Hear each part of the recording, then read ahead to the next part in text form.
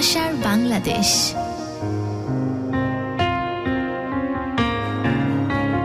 ভালোবাসার বাংলাদেশ। স্বাগত বন্ধু, সাথে আছেন শান্তুর এবং চলছে এই মুহূর্তে ভালোবাসার বাংলাদেশ এবং যেখানটাতে আপনার সাথে আছি আমি শান্তু। ওয়ালাইকুম আসসালাম।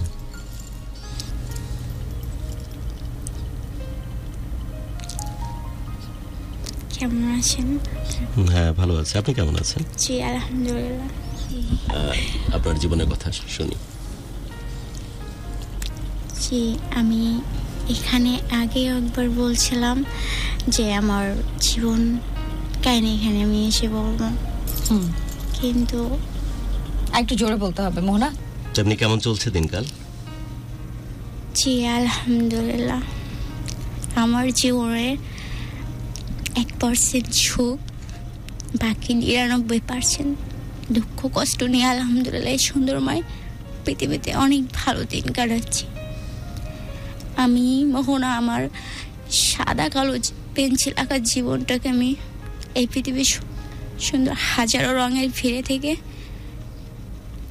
আমার জীবনটাকে রঙিয়ে করতে ব্যর্থ হয়েছি। এজন্য আমার এই ভালোবাসার বাংলাদেশ আমার আশা অনেক যে আমার মতো ভুল যেন কোনো মেয়ে না করে,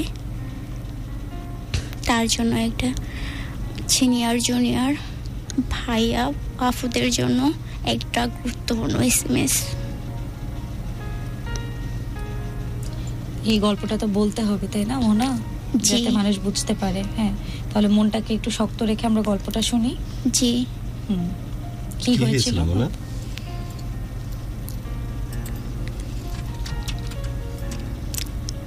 আমি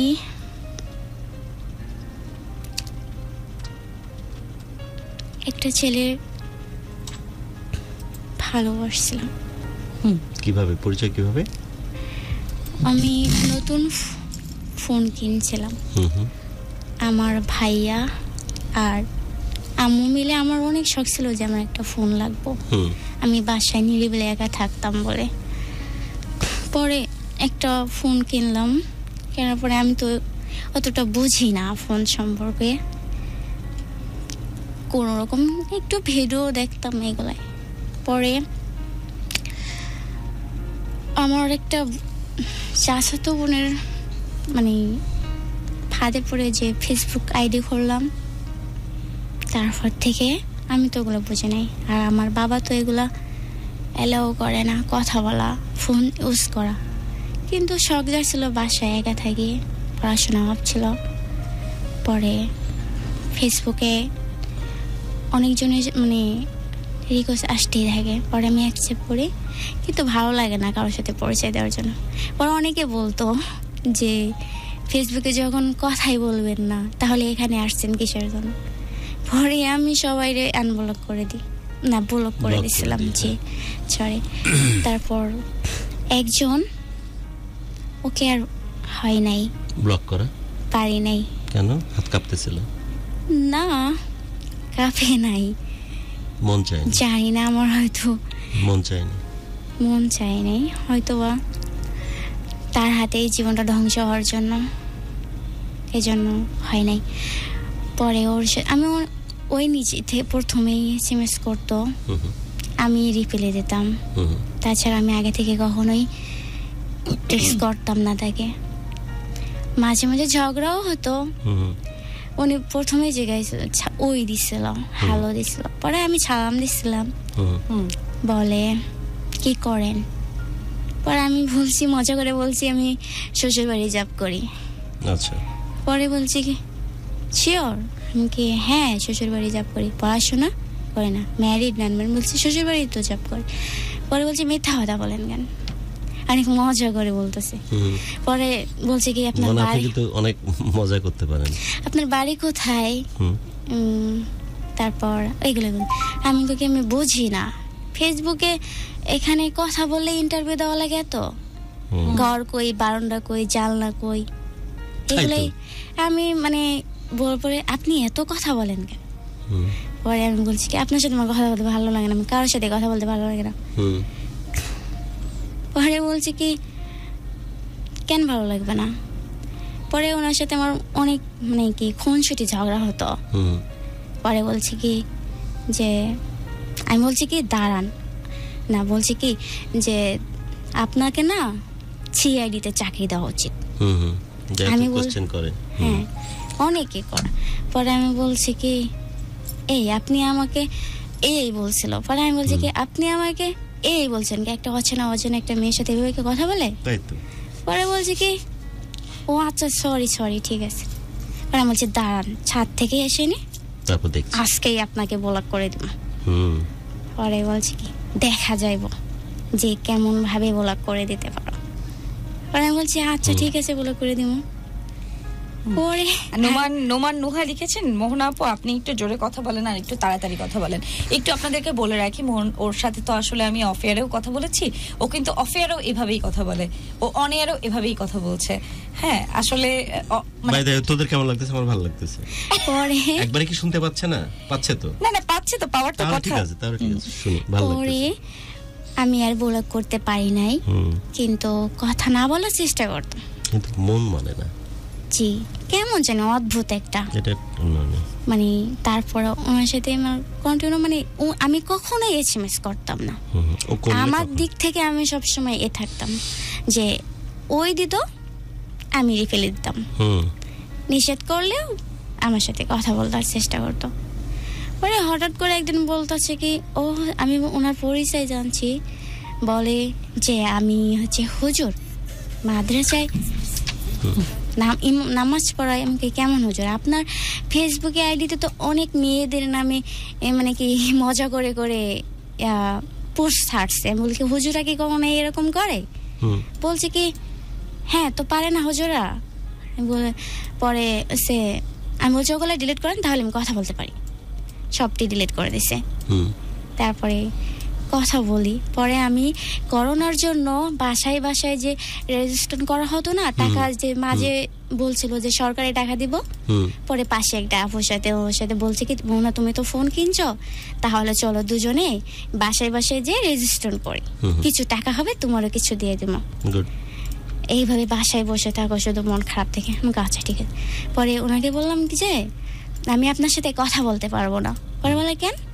আমি বলছি যে এরকম আমি একটা আপুর সাথে এরকম করোনার জন্য বাসায় যে ওর সাথে আমি কাজ করবো, আমার তো ফোন আছে এজন্য। পরে বলছে আমি বলছি সিমও চেঞ্জ করে হলাম। পরে বলছে কেন না আমি কথা বলতে চাই। পরে আমি ওনার সাথে কথা বলি, মানে ভালোই লাগে কথা বলতে, কথা মানে সারাক্ষণ অপেক্ষাও থাকি যে কখন একটা এসএমএস দিব না, কিন্তু আমি দিব না। ভদ্রলোকের এক কথা, আমি কখনোই দিব না। ওই দিব আমি ফেলে দিব না করতে পারবো, কিন্তু আমি অপেক্ষায় থাকি যে কখন দিব। পরে আমরা হচ্ছে আচ্ছা নিঘাত কুকিং এন্ড লিভিং বলেছেন গুরু বললেন তাই তো আমি হাসতে পরে হচ্ছে আমি হচ্ছে আমার গল্পটা কিন্তু অন্যরকম একটা টেস্ট আছে, যারা বুঝেন আজকে সত্যি অসম্ভব রকমের। আমার আব্বুর ভয়ে আমি হচ্ছে এসএমএস করতাম। তারপর উনি একদিন কল দিতে চাইছে, বলছে আমি নাম্বারে আমি তো এরকম ছুটিতে আছি তো মাদ্রাসায় যাওয়া লাগবে, আর আমার নিজস্ব ফোন নাই, তো যদি নাম্বারটা দিয়ে রাখতেন তাহলে আমি কল দিই। আল্লাহ যদি ফোন দিয়ে বসে তখন। হ্যাঁ পরে আমি আমারও মন বলছে, আমি হঠাৎ করে নাম্বারটা দিয়ে রাখছি। নাম্বারটা দেওয়ার পরে উনি যদি লাইনে আসতো আমি আসতাম না, এরকমটাই হতো। আমি এসএমএস দেখতাম যখন সিন করতাম তখন উনি থাকতো না লাইনে। পরে নাম্বারটা আমি দিয়ে রাখছি। হঠাৎ একদিন বিকেল টাইমে আছরের পরে ফোন আসছে। ফোন সালাম দিয়ে যখন তখন আমি অবাক হয়েছি, কারণ আমার ফোন তো কোনো ফোনই আসে না, শুধু জাস্ট ফোন ইউজ করতেছি নতুন, কিন্তু কোনো কল আসবে না। তো পরে উনি বলছে ঠিকানা বলেছে আমি। পরে আমি চিনতে পারছি, পরে আমি সাথে ফোনটা কেটে দিচ্ছি, কারণ বাসার লোক চলে আসতেছিল। তারপর থেকে বাটন ফোনে এসএমএস করছি। পরে 1 মাসের জন্য করোনার জন্য আমি ফোনটা যখন অফ করে রাখছি তখন বলে কি নতুন নাম্বারটা দিয়েন, আমি দিই নাই। পরে অনেক মানে বলছে মরে যাবো এরকম, সে মানে অন্যরকম হয়ে গেছে। পরে আমি তখন আবার নতুন সিমের নাম্বারই দিয়ে দিছি। বলছে এই তো দিলেন, তাহলে এত কাহিনী করার কি দরকার ছিল? হোদ আমি অনেক কষ্ট পাইছি। তারপর থেকে আমি বলছি কি যে আমি 1 মাস কথা বলতে পারবো না। বলছে কি না বললে তো হবে না, আমি তো বাঁচতে পারবো না, আমি আপনাকে ভালোবাসি অনেক। ওকে। পরে আমি আমার কাছে আমি বলি না, আমি স্বীকারই করি না। তারপরে এইভাবে আমি বলছি কি বলে দিল যে ভালোবাসি অনেক। হ্যাঁ, অনেক ভালোবাসে। তো কানের মধ্যে ভোঁ করতেছিল না? না, কিচ্ছু হয় নাই, অথচ মন থেকে বলতো কথা চাওয়ার, মানে কথা বলার জন্য। কিন্তু আপনার তখন কি অবস্থা শোনার পরে? আমি বলি নাই যে, আমি বলছি না এগুলা ঠিক না, কারণ আমি কখনোই ভালোবাসি নাই কাউকে, প্রথম একবারে। পরে উনি অনেক রিকোয়েস্ট করতেছে কথা বলার জন্য। পরে আমি বলছি কি আচ্ছা ঠিক আছে, 1 মাস পরে আমি আপনাকে ফোন দিব, এর আগে আমি ফোন দিব না, কারণ এই 1 মাস আমি মানে বিজি থাকবো, ব্যস্ত থাকবো। পরে বলছে আচ্ছা ঠিক আছে। অনেক কথা বলার পরে মাইনে নিচ্ছে। তারপর আমি ঠিক 1 মাস পরে আমি ঢাকা চলে আসছি, মানে ওদিকের কাজটা সেরে আমি ঢাকা চলে আসছি আমার আম্মার সাথে। আসার পরে আমি 1 মাস পরে ওনাকে ওই নাম্বার থেকেই কল করছি। কল করার কারণে রিসিভ করে নাই। পরে আছরের টাইমে আবার ওই নাম্বারে কল আসছে। পরে বলছে এতদিন পর মনে আছে তাহলে? আমাকে হ্যাঁ, আমি কথা দিয়েছিলাম যে ফোন করবো, এজন্য ফোন করছি। তারপর বলেছে যাক ভালো হয়েছে। তখন থেকে আমাদের কথা বলা শুরু হয়। এই শুরু হলো? হ্যাঁ, শুরু হয়েছে, কন্টিনিউ কথা চলতেছে। কথা বলতে হ্যাঁ, কথা বলতেছে, কিন্তু আমি এখনো আগে থেকে ও আগে দিবে, তারপর তো একটাই নিয়ম, এক কথা বলেছি তো বলেছি। আমার কথাটা ছিল যে আমি কল করবো আগে থেকে 1 মাস পর করছি। তারপর থেকে ওই সময় পাইলে এসএমএস দেয় আমি নাম্বারে, পরে আমি রিপ্লাই দিই, এভাবে চলতেছে। ফোনে কথা বলার সময় কি বুক ধড়ফড় করতো? হ্যাঁ তো জি। পরে মানে অনেক ঠান্ডা লাগলে যেমন ধড়ফড় করে, মনে হচ্ছে কম্বলের নিচে, এরকম মনে হতো না? না, যাক ধড়ফড় করতো। তারপর অন্যরকম একটা ফিল আসতো, মানে ফোনে এসএমএস নোটিফিকেশন পাওয়ার আগে মনের ভিতরে এই আসে জেগে উঠত। তারপরে সম্পর্কটা কোন দিকে গেল? হ্যাঁ, যখন এভাবে চলতেছে, অনেকদিন হয়ে গেছে, 4-5 মাস হয়ে যাচ্ছে, এভাবে কথা বলতেছি, পারে না, কিছুতেই পারে না। ও আমার সবসময় বলতো যে ওকে। তারপরে ওর সাথে তো কথাবার্তা শুরু হয়ে গেল, একদম পুরো প্রেমের মধ্যে ঢুকে গেলেন, বাট ভালোবাসি কি বলেনি, এই একটাই ব্যাপার। হ্যাঁ, ও অনেক মানে এভাবে চলতে থাকলে 5-6 মাস কথা বলছি, কিন্তু আমি স্বীকার করি না। আমি বলছি না, আমার সাথে এভাবে সম্পর্ক, আমাকে আপনি দেখলেই আমি পছন্দ হব না। পরে বলছে আচ্ছা ঠিক আছে, তাহলে একটা ইমো নাম্বার দি, ওখানে কথা বলি, ওখানে একটা পিক দেখি। এর আগে কখনোই পিক চায় নাই, এদিক দিয়ে কখনোই চায় না যে আমার একটা পিক লাগবো। অন্য ছেলেরা তো বলতে পারে যে সাথে সাথে একটা এসএমএস এর পরে বলে যে একটা পিক দেন তো দেখি, ও কখনোই চায় নাই, ও কখনোই চায় না। এদিক দিয়ে অনেক ভালো লাগতো যে ছেলেটা মনে অনেক ভালো, তাহলে এত করে বলে ছেলে আছে মায়ানমার যাবে, ইন্ডিয়াতে ঘুরে যাবে। পরে আমি ইমো নাম্বার দিছি, দেওয়ার পরে আমার ইমোতে দিছি, পরে আমার একটা পিক দিছি। তারপরে বলছে কি আমি গেলে দাদা এটা ঘুরে যেতে হবে কেন? এই কথাটা আমি না দেখে যতটা ভালোবাসছি, এখন তো দেখে তার থেকে বেশি ভালোবাসছি। যারা সরল মনে ভাবুক, আর যারা ডাবল মিনিং পছন্দ করে তারা সেভাবে তাদের মতো করে ভাবুক। হ্যাঁ, তারপরে পরে পিকটা দেওয়ার পরে অনেক খুশি হয়েছে, বলে আমি এখন তো আর অনেক বেশি ভালোবাসি, এখন আর ছাড়ছি না। পিক দিয়ে দিলেন? হ্যাঁ, দিয়েছিলাম এই কারণে, মানে আমার পিছু থেকে আর যেন না যায়, হ্যাঁ, যে আমি এতটা সুন্দর না বা কিছু, আমার পিছু যেন ছেড়ে দেয়, কারণ আমি চাই না। পর্দা না, চেহারাটা দেখছি তাই না? হ্যাঁ, পুরো ফেসটাই দেখাইছিলাম আমি। দেখে কি বলতেছে তখন? বলছে যে আমি এখন না দেখে যে এত ভালোবাসি, এখন তো আমি তার থেকে অনেক ভালোবাসি, এখন তো আমি আর ছাড়ছি না। তারপরে আমি না বলছি। পরে এরকম করতে অনেক দিন হয়ে গেছে। পরে একদিন ভিডিও কলে দেখছে রাতে, পরে পুরো ফেসটাই দেখাইছিলাম, যেন আমার পিছিয়ে না থাকে, আমাকে যেন না বলে। পরে আমার তখন মানে আমার ওড়না দিয়ে, আমার কারণ হচ্ছে মোহনা ভাবতো যে মোহনা আসলে ততটা সুন্দর না, ও আসলে এই জন্য চেহারাটা দেখিয়েছে। আর মোদ্দা কথা বলতে গেলে কি তখন কিন্তু মোহনা আপনারও একটা ভালো লাগা কাজ করতো না ছেলেটার ব্যাপারে? হ্যাঁ, যে ভালো মনে হতো যে এমন মানে ভিডিও কল, তারপর ভিডিও কলে যখন আমরা দেখছে তখন আমার ওনাটা এখানেই মানে একটা গিট্টু দিয়ে করে আমি রাতে ওনা পরে ঘুমাইতাম। পরে বলছে মাশাআল্লাহ আপনি তো ওই আপনি বলতো মাঝে মাঝে তুমি বলতো, প্রথমে বলছে আপনি তো অনেক ভালো। এই এখনকার মেয়েরা কি এরকম করে থাকে যে মাথায় হ্যাঁ মাথায় রাতে ওড়না দিয়ে ঘুমায়। পরে ওটা দেখে অনেক খুশি হয়েছে, জানি না সে মন থেকে হয়েছিল আমি কইতে পারি না। এইভাবে চলছে। তারপর ডে আসে, চকলেট ডে, হেছে এই বছরে শুরু হলো 7 ফেব্রুয়ারি। তখন বলছে আজকে জানো আজকে হচ্ছে কি ডে? আমি বলছি না এইসব ডে তো আমি কখনোই মানে শুনছি, বাট এই বিষয়ে আমার কোনো জানা নাই। পরে বলছে, আমি বলছি আপনি না হুজুর, তাহলে এগুলা কেন বলেন? বলে তো কি হয়েছে, হুজুরের কি মন থাকতে নেই? হ্যাঁ, হুজুররা কি প্রেম করতে পারে না? হুজুরদের কোনো শখ আহ্লাদ নাই? আমাকে হ্যাঁ আছে তো, কিন্তু তো কি হয়েছে? পরে আমি বলছি কি আমি তো জানি যে হুজুর অনেক একটু ভদ্র হয়, এটা বলছি। আমরাও এটাই জানি। হ্যাঁ, কিন্তু তারপর এভাবে করতে করতে ভিডিও কলে এবার একজন বলছে কি অ্যাক্সিডেন্ট করার কথা বলছে। অ্যাক্সিডেন্ট, আমি তো রাজি হচ্ছি না, ডে কিন্তু একটার পর একটা চলে আসতেছে। পরে অ্যাক্সিডেন্টের কথা বলছে, একজন ফোন দিছে, প্ল্যান করছে আমারে মানে কি পাঠানোর জন্য, চেষ্টা করতেছে, অনেক পারতেছে না। একজন ফোন দিয়ে বলছে কি হ্যাঁ মানে ভালোবাসি এই কথাটা মুখ থেকে স্বীকার করার জন্য, কিন্তু আমি তো বলি না। প্রথম যখন আমাদের দেখছে ওই দিন আমাদের বলছে যে অনেক সুন্দর। তারপর এখন তো আমার কাছ থেকে আই লাভ ইউ কথাটা শোনার জন্য পাগল হয়ে গেছে, কিন্তু বলি না। তারপর একটা ছেলে আমাকে ফোন দিয়ে বলছে যে মোহনা আপু, আমি যে বলে ওর কথাই বলছে যে অ্যাক্সিডেন্ট করছে। পরে তখন আমি আশ্চর্য, আমার ফোনটা কানে ছিল, তখন একেবারে সিনেমার মানে না যেমন হয় না, হ্যাঁ ওভাবেই ফোনটা পড়ে গেছে কান থেকে, মানে কানের ধার থেকে ফোনটাই পড়ে গেছে। পরে আমি আর কোনো কথাই বলতে পারছি না।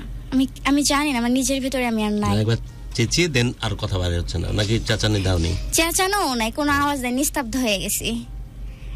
পরে কিছুক্ষণ পরে যখন একটু ভালো লাগছে তখন ফোনটা ধরছি, ধরে ওই নাম্বারে আমি ফোন দিছি, ধরছে, রিসিভ করছে। পরে আমি বলছি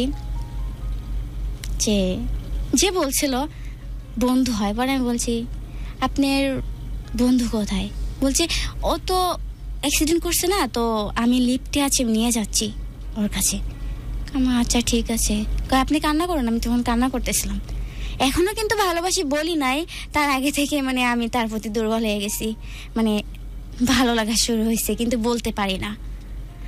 পরে নিয়ে গেছে, বলে উনি কান্নাকাটি করতেছে, বলে আমি তোদেরকে বলছি না যে মোহনারে বলবি না, ও বললে অনেক কষ্ট পাইবো। ও বাবা এটাও বলতেছে? হ্যাঁ, ও বাবারে বাবা। ওই সময় আমি বলছি কি হয়েছে আপনার? বলে ওই কিছু না, আমি ওদেরকে বকা দিতেছি। পরে বলছে ওই একটু অ্যাক্সিডেন্ট করছি, গাড়ি এসে মেরে দিছে। পরে আমি বলছি এখনো ডক্টর আসে নাই? বলে না এখনো আসেনি। আমাকে এত বড় একটা অ্যাক্সিডেন্ট হয়েছে, এখনো ডক্টর আসে নাই? বলে না আসে নাই। তারপরে ফোনটা রেখে দিছে। তারপরে আমি বারবার ফোন দিই, কান্না করো না, আর ও কান্না করতে গেছে। বলে ওই সময় বলতেছে অ্যাক্সিডেন্ট করছে, যন্ত্রণা ভোগ করতেছে, কিন্তু আমার আসলে অ্যাক্সিডেন্টটা হয় নাই, প্ল্যান চলতেছিল ভালোবাসি কথা শোনার জন্য। বলছে বলো ভালোবাসি, এখন বলো। পরে আমি তাও বলতেছি না, আমি কিছু বলতেছি না। বলে তুমি কি সত্যি আমাকে ভালোবাসো না? মন থেকে বলো। আমি কথা বলছি না, কিছু বলতেছি না। আমি বলছি এখনো ডক্টর আসে নাই? আপনার আব্বু আম্মু আসছে? পরে বলছে আসতেছে, রাস্তায় হচ্ছে জ্যাম, কিছুক্ষণের ভিতরে আসবে। পরে কিছুক্ষণ ভিতরে ফোন দিছি, বলে কি আয়া পড়ছে, এখন আর ফোন দিও না, এখন ডক্টর আসছে। বলে আমি কিছু খাবো না, তুমি বলো, যতক্ষণ না বলো ততক্ষণ কিছু খাবো না। পরে আমি বলছি হ্যাঁ বলবো তো, আগে খেয়ে নাও। কি একটা প্রেশার। জি, তারপর থেকে রাতে আর কোনো ফোন দেয় নাই। পরের দিন 1টা বাজে, আমি তো সকাল থেকে ফোন দিতেছি, ফোনই রিসিভ করে না। 1টা বাজে কল আসছে, আমি কল দিতেছি, দিতে দিতে কল আসছে, বলে কি ডক্টর ইনজেকশন দিছে ঘুমের, এই জন্য অনেক বড় অ্যাক্সিডেন্ট হয়েছে তো, ওই কারণে যন্ত্রণা হচ্ছিল খুব। আমি বলছি ও আচ্ছা, কিন্তু আমার মনের ভিতর এখন কেমন জানি লাগতেছিল, কখন ফোনটা রিসিভ করবে আর আমি জিজ্ঞামো যে এখন কি অবস্থা।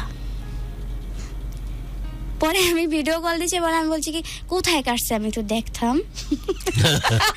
পরে বলে কি পিছিয়ে কাটছে মাথার, এখানে তো তুমি দেখতে পারবা না। আমি বলছি পায়ে না লাগছে, তো পায়েটা দেখান একটু। বলে না, পায়েরটা দেখানো যাবে না। পর্দা করে আমি হ্যাঁ না, ও পরে দেখাই নাই, she is too cute। না দেখানোর পরে পরে আমার কেন জানি মনে হতো যে এটা কোনো প্ল্যান চলতেছিল, কিন্তু যাই হোক ভালোবাসার জন্য করছিল সে। তাই তো, মিথ্যা হলেও তো ভালোবাসার জন্য করছিল। হ্যাঁ সেটাই তো। তারপরে 14 ফেব্রুয়ারি চলে আসছে, বলছে আজকে কি ডে জানো? ভালোবাসা দিবস। আজকে তো বলতেই হবে, না বললে হবে না। আমি কথাই বলি না, আর আমি একেবারে মানে মানে কথাই বলতাম না, চুপচাপ থাকতাম। মানে যেটা বলতো হ্যাঁ জি এটাই উত্তর দিতাম, বেশি কথা বলতে পারতাম না। তো 14 তারিখে কি হলো? 14 তারিখে এখন প্রতিদিন একটা নিয়ম করে ফোন দিত, 11:30টায় 10টায়, আর আমি অপেক্ষায় থাকতাম সারাক্ষণ যে 10টা 10:30 11টা বাজলেই তো ফোন আসবে। আর তখন কথা বলতো অনেকক্ষণ ধরে, 2 ঘন্টা 3 ঘন্টা। 14 তারিখের দিন পুরো 11টা থেকে ভোর 4টা পর্যন্ত কথা বলছি।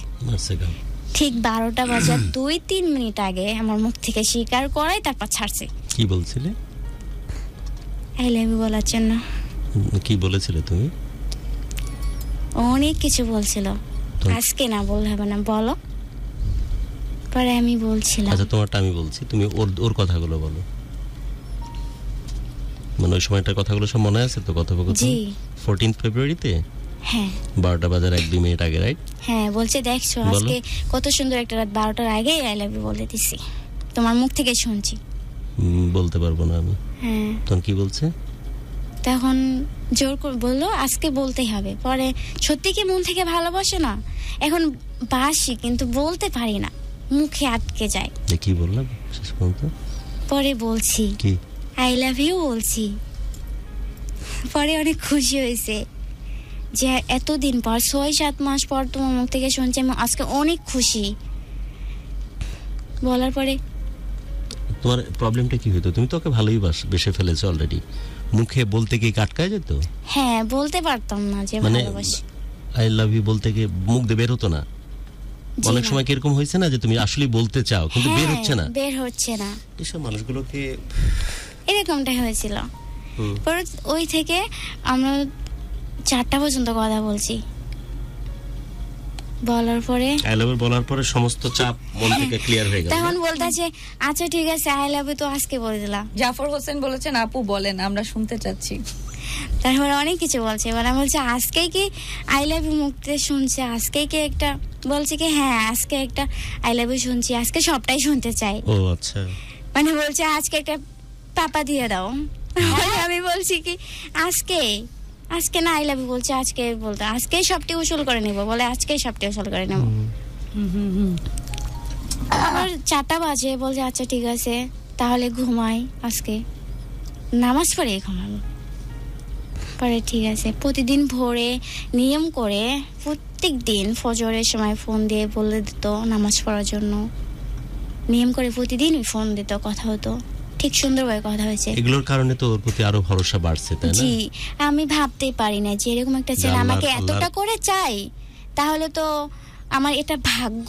5 ওয়াক্ত নামাজি, ফজরে উঠে যে মানুষটা এত করে চাই, তাহলে তো এটা আমার ভাগ্য। এরকম ভাগ্য কার হয়? ওকে, তারপর পরে ভালোবাসাবাসি হয়ে গেল, বলেই ফেলেছে, এখন তো ইচ্ছা মতো চলতেছে ওর সাথে, ঘুরতেছে। জি, জাস্ট 2 মাস যাইতে পারে নাই, শুরু হয়ে গেছে। কি শুরু হলো? ভালোবাসায় ওখানেই শেষ। অন্য মেয়ের সাথে কথা বলতো, এগুলা জানছি, জানার পরে 2 মাস তোমার সাথে কি ফোনে কথা বলছো না দেখা সাক্ষাৎ হয়েছে? না, দেখা করছি তো 3.5 বছর, তারও বেশি, 4 বছরের মাথায় এখন। 2 মাস পরে অন্য মেয়ের সাথে সে কথা বলা শুরু করেছে? অনেক মেয়ের সাথে কথা বলছে। ওকে, এগুলো আমি শুনছি, দেখছি, তারপরে আবার কথা বলছি, এরকম করে চলছে। আবার চলে যায়, আবার ফিরে আসে।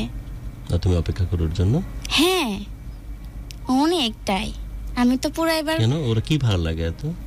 আমি এখনো জানি না যে কি কেন ভালো লাগে না, চেহারা নাকি, আমি এখনো বুঝতে পারি না যে কেন এত ভালো লাগে, তার প্রতি কেন এত মায়া। হাজারো কোটি ছেলে থাকতে কেন ওই একটা মানুষের প্রতি এত মায়া, এত ভালোবাসা। আমি অনেকবার চেষ্টা করছিলাম তাকে আমার পিছ থেকে সরার জন্য, কিন্তু পারিনি। এই জন্যই তারপর থেকে এইভাবে চলতে থাকতেছে। অনেক স্বপ্ন দেখায়, এই করবো, ওই করবো, এই করবো, ওই করবো বললে বিয়ে করবো। এমনি ফোনে কি কখনো বলেছে কবুল কবুল কবুল? হ্যাঁ। আচ্ছা, ওই যে পাপা দেওয়ার যে বিষয়টা, এটা কি কবুল বলার আগে বলেছে না পরে? এটা অনেক আগে। আচ্ছা, শুরু থেকে আমি যখন আর কি ভালোবাসি এই কথাটা বলছি ওতে, আচ্ছা, তখনই একদিন বলছে হঠাৎ করে, আজকে জানো আমরা সবাই জানতে পারছে আমাদের এই ভালোবাসার কাহিনীটা। কে জানতে পেরেছে? পরিবারের, ওর বাসার লোকজন? বাসার লোক তো জানে নাই, মানে বন্ধু বান্ধব। হ্যাঁ। পরে বলছে কি, একজন বলছে তুমি কি ওই মেয়েকে যে ভালোবাসো ওরে কি বিয়ে করতে পারবা কখনো, যেহেতু মাদ্রাসায় পড়ে, হুজুরা বলছে এগুলা ধরা পড়ছে, এজন্য লুকাই তো কথা বলতো। পরে বলছে হ্যাঁ, তো এখনই চাইলে এখনই বিয়ে করতে পারবো। আমারে বলতেছে কি, তুমি মাদ্রাসায় পড়ো? না, আমি জেনারেল শিক্ষিত। ও মাদ্রাসায় পড়ে? কিন্তু হ্যাঁ, মাদ্রাসায়। তুমি পড়তে মাদ্রাসায়? না, মাদ্রাসায় তুমি পড়তে জেনারেল, কিন্তু আমি মাদ্রাসায় চাকরি করি তো। ও মাদ্রাসায় চাকরি করতে তুমি? হ্যাঁ, ওকে, মাদ্রাসায় পড়ার জন্য। পরে ও বলতেছে কি যে আজকেই তোমার একটা কথা বলা লাগবে। আমাকে কি, আজকে আমাকে কবুল কর, আজকে বিয়ে করবো। আল্লাহ, এটা সম্পর্কের কত বছর পর?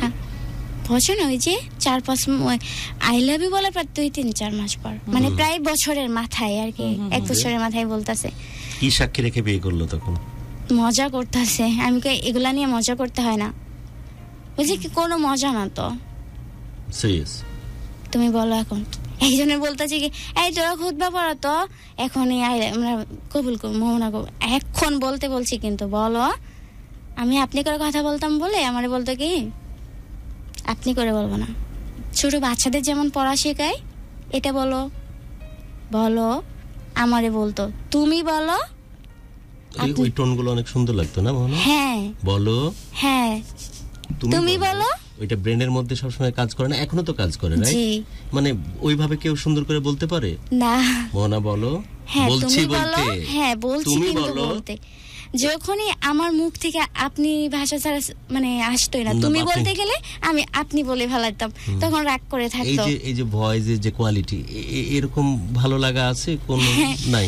তখন আমি হচ্ছে আপনি বললেই রেগে যাইতো, ঠিক আছে, মুড অফ থাকতো, তখন আর কথা বলতাম। তখন আমি বলতাম যে কথা বলেন, বলে কোনো কথা নাই তুমি না বললে। যাই হোক, এইভাবেই সম্পর্ক চলতেই থাকে। তারপর কি বিয়ে শাদীর দিকে তোমরা গেলে নাকি এভাবেই চলতেই থাকলো তোমাদের সম্পর্ক? ওই দিনে বলছে কবুল বলো, পরে অনেক রিকোয়েস্ট করে বলছি, পরে বলতেছে আমি আজ থেকে আমার মোহনার সমস্ত ভাত খাবো, সমস্ত দায়িত্ব নিলাম। বাহ, তখন এত সুন্দর লাগছে, ভালোই লাগছে আমার। তাই? হ্যাঁ। কি বলছিল? কবুল বললে কি 3 বারই বলছিল?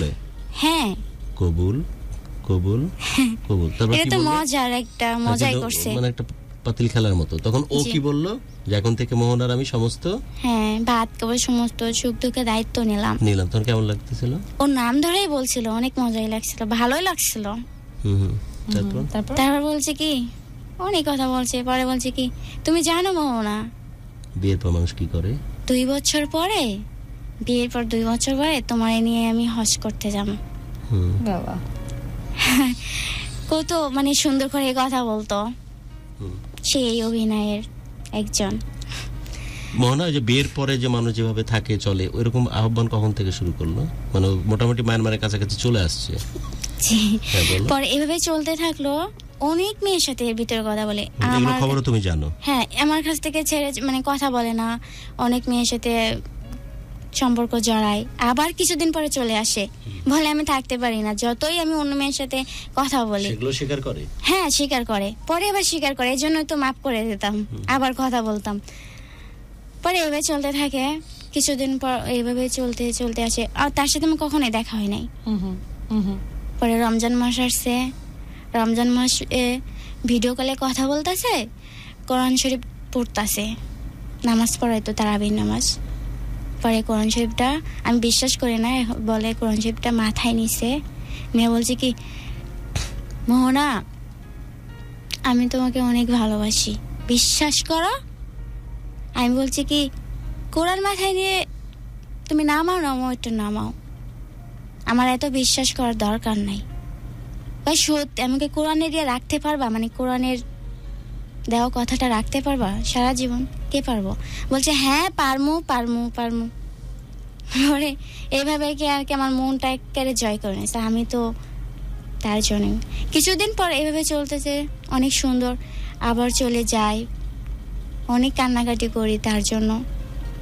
ওই জানে আমি যখন SMS করি তখন আমার মনে হয় ক্লাস 5-এর রচনা যতটা বড় হয় তার থেকে অনেক বড় হয়। ও অনেক বিরক্তকর হয়ে যায় আস্তে আস্তে আমার প্রতি, মানে যখন একটা অন্য মেয়ের সাথে সম্পর্ক করে তখন আমার প্রতি বিরক্ত হয়ে যায়।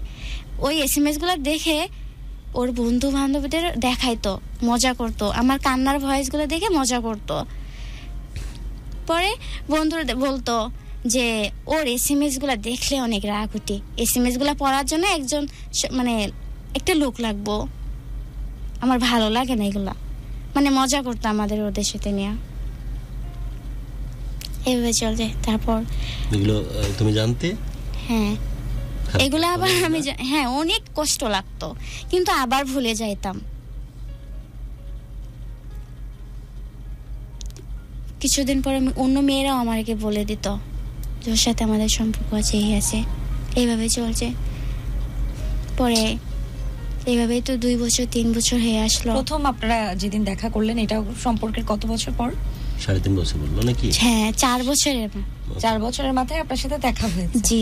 এতদিন আমি বলছি, আমি অনেকবার বলছি যে তুমি আমার সাথে অনেক মেয়ের সাথে দেখা করে, সবার সাথে ভালোভাবে সম্পর্ক করছে, দেখা করছে, আমার সাথে কখনোই দেখা হয় নাই।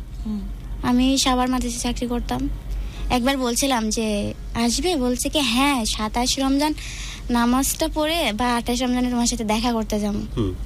পরে আমি তো সেই আনন্দে যে এতদিন পরে দেখবো, কিন্তু আসে নাই, অনেক কষ্ট পাইছিলাম, আসে নাই। এই বছর পরে চলতেছে, মানে কন্টিনিউ আমার সাথে ভালোভাবে সম্পর্ক রাখতো না। এসকে সাকিব পরে একদিন বলতেছে কি যে আমি এত মেয়ে পটাইছি, সময় লাগে নাই, অন্টুর ভিতরে পড়াই ফেলেছি, কিন্তু তুমি একটা মাত্র মেয়ে। এগুলো বলে আবার? হ্যাঁ, যে তোমাকে পড়াইতে আমার 8-9 মাস সময় লাগছে।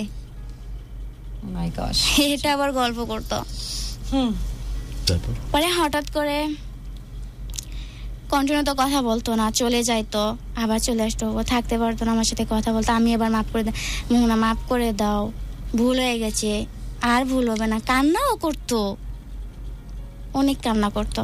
আচ্ছা, ওগুলাই সব অ্যাক্টিং ছিল। 4 বছর পর দেখা হলো, তারপরে তোমাদেরকে এখন প্রথম 3 বছর পর যখন একটা মেয়ের সাথে সম্পর্ক হলো, আমার ওর পাশ থেকে অনেক বন্ধুরা আমার কাছে বলতো যে ওর সাথে সম্পর্ক কইরেন না, ওর সাথে সম্পর্ক রাখেন না, অনেক আর কি মেয়ের সাথে কথা বলে, আপনি আপনার জায়গা থেকে সরে যান। আমি কান্নাকাটি করতাম, বন্ধুদেরকে জানাইতাম যে এটা করে আপনার বন্ধু, ওটা করে। পরে ওনারা আমার ভালো ডিসিশন দিত যে ওর সাথে কথা বলবো। পরে একটা মেয়ের সাথে যখন মানে দেখা করছে, সম্পর্ক করছে, ওই মেয়েটা আমার কাছে ফোন দিছে, দিয়ে বলে কি যে ওই তোমার হাজবেন্ড, ওর সাথে আমার অনেক কিছু হয়েছে, ও তোমাকে চায় না, তো তুমি ওর সাথে কথা বলবে না। ওই মেয়ে আমাকে থ্রেট দিতেছে ফোনে। পরে ওই মেয়ের ছবি আমি পাইছি ওদের দুজনের একসাথে। এটা পাওয়ার পরে আমি ওরে ফোন দিছি, রিসিভই করে না। ফোন দিতে দিতে দিতে দিতে আমি এত কান্নার ভয়েস পাঠাই, এতটা পাগল হয়ে যায়, একটা রিফেলে আসে না। পরে আমি ওই যে ভিডিও কলে কথা বলতাম, মসজিদে যায় ভিডিও কলে কথা বলতো, তারাবির নামাজ পড়াতে যায় লাইনে রেখে নামাজ পড়াইতো। তারপর প্রতিদিন চেয়ারি খাওয়ার সময় মানে আমার সাথে ভিডিও কলে কথা বলতো, মানে অন্যরকম ছিল।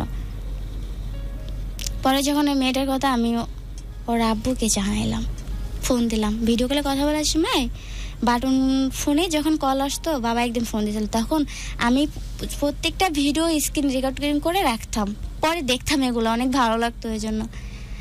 পরে ওখান থেকে আমি বুঝতে পারছি ওখানেই তো একবার নাম্বার আছে, আঙ্কেল ফোন দিছে। পরে ওই নাম্বারটা ফলো করে আমি ফোন দিলাম, দেওয়ার পরে আমি বললাম যে আমার পরিচয়টা আমি মোহনা, এরকম আপনার ছেলের সাথে আমার সম্পর্ক ছিল, কিন্তু আপনার ছেলে এখন অন্য মেয়ের সাথে এটা করছে। পরে ওনার আব্বু বলছে কি যে মা তুমি তো অনেক ভালো, তুমি কি করো? পরে আমি বলছি আমি মাদ্রাসায় চাকরি করি।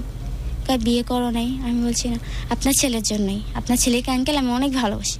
বলছে এগুলো বাদ দাও, এসব ভালোবাসার বাদ, এগুলা কি লাইলি মজলুর প্রেম? পরে বলে কি ও এখনো ছোট। পরে আমি কোনো কথাই বলি নাই। উনি আমার বলছে কি ফোন অফ করে রাখবা, নাম্বার চেঞ্জ করবা। তার নিজের ছেলেকে কিছু বলার নাই? না, আমি এরপরে আমি বলছি মনে কর ওনার আব্বু হয়তো যদি বকা টাকা দেয়, পরে আমি বলছি আঙ্কেল আপনার পায়ে পড়ি, কান্না করছি আর বলছি আপনার পায়ে পড়ি, আপনার ছেলেকে যেন কিছু বইলেন না, জাস্ট আপনার ছেলেকে একটু মানে অনেক খারাপ পথে চলে যাচ্ছে। যাই হোক, এই যে 3.5 বছর 4 বছর পর ওর সাথে দেখা হলো আপনার, দেখা হলো, সেটা নিয়ে কথা বলো। দেখা হওয়ার পর থেকে কি হয়েছে তোমাদের, সেগুলো নিয়ে বলো। এগুলো বুঝছি আমরা। হ্যাঁ, পরে বিভিন্ন জনের সাথে সম্পর্ক করে, বিভিন্ন জনের সাথে সম্পর্ক জড়িয়ে পড়ে। এটার পরে ও যখন আমাকে ব্লক করে দেয়, পরের দিন ওটা শোনার পরে, ব্লক করে দেওয়ার পরে ও আমার অনেক বিচ্ছিরি ভাষায় বকা দিছে। আমি হিজলা, আমার জন্মের ঠিক নাই, আমার ক্যারেক্টারের সমস্যা, আর একটা বিচ্ছিরি মারাত্মক ভাষা বলছে, ওটা আমার মায়ের নিয়ে। ওটা আমি বলতে চাই না এখানে, কারণ যদি আমার ফ্যামিলিকেও দেখে কষ্ট পাইব। কিন্তু এগুলো আবার আমার আম্মাকেই বলছিলাম। তারপরে আমার আম্মা ওকে অনেক ভালোবাসে, আমার ফ্যামিলি অনেক ভালোবাসে ওকে। পরে এটা বলার পর আমার বলে কি আমার ফেসবুকে আমি ওর নিয়ে অনেক গল্প স্টোরি লিখতাম, পিকচার আমার ফেসবুকে, এটা কেউ দেখতে পাইতো না, শুধু আমার ফোনে থাকতো। পরে ও বলছে কি ছবিগুলো ডিলিট করে, বলে কি আমার ছবি, বলে তোর ছবি আমার কাছে আছে, তোরে আমি সোশ্যাল মিডিয়ায় ভাইরাল করে দিব, গ্রুপে দিয়া দিছি। অনেক রাগারাগি করছে আমার পরে। তারপর যেদিন দেখা হয়েছে আমরা ওই গল্পটা শুনি। জি, এখন নভেম্বরের 3 তারিখে, এর আগে তো আমার সাথে কথা হয় না, আর কথা বলে না। নভেম্বরের 3 তারিখে আবার শুরু করছে। পরে আমি নিজে থেকেই অ্যাক্টিং করছি যে মোহনার বিয়ে হয়ে গেছে, মানে অন্য একটা মানুষের হয়ে আমি SMS করছি মোহনার বিয়ে হয়ে গেছে একটা সেনাবাহিনীর লগে, আপনি হচ্ছে ইসলামের সৈনিক আর সে হচ্ছে দেশের সৈনিক, এভাবে বলছি, মজা করে বলছি। আপনি হাফেজ আর উনি হাফেজ না, আপনি আজান দিতে পারেন উনিও আজান দিতে পারেন, মানে এমনি মজা করে বলছি। কয় কি এত কথা বলতে চাই না, আমার মোহনা কোথায়, আমার মোহনাকে চাই, আমি মোহনার কাছে দেন, আমার কিন্তু রাগ উঠতেছে অনেক, এভাবে কথা বলতেছে। পরে আমি বলছি কি আমি জানি যে তুমি মোহনা কথা বলছো, আমার মনে এরকমটা কখনোই করতে পারে না, বিয়ে হয়ে গেছে, একথা শুনলে তো আমার মাথায় বাস ভেঙে আকাশ ভেঙে পড়ছে, কত কাহিনী দেখাইলো। তখন 3 তারিখ নভেম্বরে আম্মা অসুস্থ, ওটা আমার কাছে পিক দিছে, অনেক রিকোয়েস্ট করতেছে আমার সাথে কথা বলো, আমি তো কথাই বলতেছি না। পরে ওটা দেখে আমি অনেক ইমোশনাল হয়ে গেছি, আর আম্মাকে অসুস্থ দেখে। পরে আমি বলছি কি হয়েছে বলো, বলে কি যে এরকম কিডনি ড্যামেজ। পরে আমি বলছি কি এটা তো 3-4 মাস আগের ঘটনা। জি, আমি বলছি কি আমি ওটা তো ট্রিটমেন্ট করার সময় ঠিকঠাক মতো থাকতো না, থাকতো কি যে মায়া যে কষ্টের কথা বলতেছে, যে ছেলের গল্প তুমি। হ্যাঁ, ও থাকে। পরে আমি বলছি কি যে আমি একটা কথা বলি, যদি আমার কথাটা রাখো, বলে আচ্ছা ঠিক আছে বলো। আমি বলছি কি আমি আমার নিজের একটা কিডনি দিতে চাই, যদি তুমি রাজি হও। পরে বলছি কি না, আবেগে বলতেছে, আমি না, এটা বাস্তব, আমি দিতে চাই। আমার বলে ফ্যামিলি, আমি বলি আমার ফ্যামিলি মানবো, আমি যেটা বলবো ওটাই। পরে বলছে আচ্ছা ঠিক আছে। আমার আফসোস হচ্ছে কেন জানিস, যে ভদ্রমহিলার কথা বললো, আল্লাহ রাব্বুল আলামিন তাকে বেহেশত নসিব করুক, উনি তো বেঁচে না আমি যত জানি। জি, এই ভদ্রমহিলা কিন্তু আমাদের এই চ্যানেল থেকে কথা বলেছে, আমরা এখান থেকে তার সাথে লাইভে ফোনে কথা বলেছি, তখন দোয়া করছিলাম, উনিও বলছিলেন যে আপনার সাথে আমার কথা বলা একটা শেষ ইচ্ছা ছিল। খুবই আনফরচুনেট যে এর কথাবার্তা বহনার সবকিছু যদি সঠিক হয়ে থাকে, এমন সন্তানকে তিনি গর্ভে ধারণ করেছেন যে একই প্রোগ্রাম থেকে যখন তার কথা আমরা বলতে যাচ্ছি তখন দীর্ঘ নিঃশ্বাস আর অভিশাপ আসছে। জি, তারপর আমি বলার পরে বলছে আচ্ছা যদি লাগে এমনটা হয় তো আমি তোমারে জানাবো, ঠিক আছে, মানে আমার বলছে আর কি, সান্ত্বনাই দিল। পরে আমার তখন থেকে ওই সন্ধ্যাবেলা আমার ফোনে বলছে কি তোমার সাথে আমি একটু কথা বলতে চাই ভিডিও কলে, ফোনে এমবি আছে? আমি বলছি কি না, ফোনে তো এমবি নাই। বলে আচ্ছা ঠিক আছে আমি এক্ষুনি এমবি পাঠাই দিতাছি। আমি বলছি না লাগবো না, বলছে না আমি দিতাছি। পরে আমার ফোনে 100 টাকা দিছে, পরে আমি এমবি কিনছি। ওখান থেকেই অনেক সুন্দর কথা বলছি। 3.5 বছরে যতটা মানে ভালোভাবে কথা বলে নাই, ওই 3.5 বছরের যতটা ভালোভাবে কথা বলা দরকার এই 3 মাসেই এতটা কথা বলছে, অনেক সুন্দর করে। আর আগে থেকে কখনোই মানে গার্লফ্রেন্ড বয়ফ্রেন্ড হিসেবে কথা বলে নাই। ও আমাকে সব সময় যে আমার বউ, কখনোই গার্লফ্রেন্ড বলতো না, আমিও কখনো মনে করি জি। এখন হ্যাঁ, পরে আমি বলছি কি যে আমরা দেখা করতে চাই। আমি বলছি তুমি আসো দেখা করো আমার সাথে। পরে বলছে কি হ্যাঁ আমারও দেখতে মন চায়। এটা তো তখনকার কথা না, যখন ও সব মানে পুরোপুরি ভালোভাবে তোমার সাথে কথা বলা শুরু করেছে। জি, ভালোভাবে কথা বলা শুরু। তুমি চাইতে না তার সাথে দেখা করতে? না, সে চেয়েছিল না, তখনও দেখা করা চাই, মানে দেখা হয় না আমাদের। না বুঝতে পেরেছি, কিন্তু শুরুর দিকে সে দেখা করতে চেয়েছিল। হ্যাঁ চাইছিল, আমিও চেয়েছিলাম, তখন দেখা হয় নাই। আচ্ছা, ওই 3 মাসে যে ভালোভাবে কথা বলা শুরু করছে তখন তুমি বলছো দেখা। হ্যাঁ, পরে আমরা দুজনেই দেখা করতে চাইছি। পরে আমি বলছি ঠিক আছে তুমি আসো, আমি তোমার সাথে দেখা করব। কিভাবে ডাকছিলে তুমি আসো? হ্যাঁ, কিভাবে বলছি যে তুমি আসো দেখা করব। হ্যাঁ আসো। পরে ও বলছে আসমো, আমার আম্মা তো অসুস্থ। এভাবে করতে করতে এখন 17 ডিসেম্বরে ও আসছে আমাদের বাসায়। বলছে আজকে আমি আসতেছি না, বলছে কি সকালে বলতেছে কি যে আজকে আসতেই পারি। আচ্ছা যাই হোক, যুবরাজ আসলো, দেখার পরে কি অবস্থা? পরে আমি বলছি কি সত্যি? বলে কি না যাওয়ার মুডটাই নষ্ট করে দিল। যে আমি বলছি এখন আসা লাগবে না, যাওয়ার মুডটাই নষ্ট করে দিল, যাবো না। পরে আমি বলছি কি না তুমি আসো, ঠিক আছে। তখন আমি বলছি কি আমার এত সাজুগুজু দরকার নেই, মানে নতুন আমি তার সাথে যে প্রথম দেখা করবো, প্রথম আসতেছে, তাহলে আমার তো একটু নিজে দিক থেকে তো একটু। পরে বলছি, আমি বলছি থাক দরকার নেই, আসুক সমস্যা নেই। পরে আসছে, ও আমার কাছে বলছে কি যে আমি কিন্তু খিচুড়ি খাবো, খিচুড়ি রান্না করবা শুটকি দেয়া। পরে আমি শুটকি রান্না করছি, খিচুড়ি রান্না করছি, ডিম ভুনা করছি আর গরু গোশত রান্না করছি। পরে আসছে। কে করছে? তুমি নিজে? জি। মানে তুমি যেখানে একা থাকতে সেখানে? হ্যাঁ। আচ্ছা আচ্ছা। পাশের আপুটাও হেল্প করছে, পায়েস রান্না করছি ওর জন্য। কি কি আরেকবার মেনুটা? খিচুড়ি, শুটকি, ডিম ভুনা, গরু গোশত আর পায়েস। রাজা আসতেছে। হ্যাঁ, তারপর পরে ও আসলো, আমার তো পুরো হাঁটু থেকে কাঁপা শুরু করে দিছে। মানে আমি ভাবতেই পারতেছি না যে আসবে, কিছুতে বিশ্বাসই হচ্ছে না। পরে যখন আসছে তখন আমি সত্যি অনেক খুশি হয়েছি। মানে আমার তো জীবনেই কল্পনা করিনি যে আমি তাকে কখনোই দেখবো কাছ থেকে, এটা আমি কখনোই আশা করিনি। যেটা সম্ভব না সেটা সম্ভব হয়েছে। পরে ও আসছে, আসার পরে আর কি তখন আমি 1 ঘন্টা ধরে জিজ্ঞেস করতেছি তুমি কি সত্যি আসছো? না দেখলে তখন তোমার ফিল কি? সামনাসামনি যখন দেখলা অনেক সুন্দর মুহূর্ত একটা। এরকম মুহূর্ত তো আমি জন্ম থেকেই পাই নাই। মানে ওরকম আনন্দ আমার মনে হয় জন্মের প্রথম।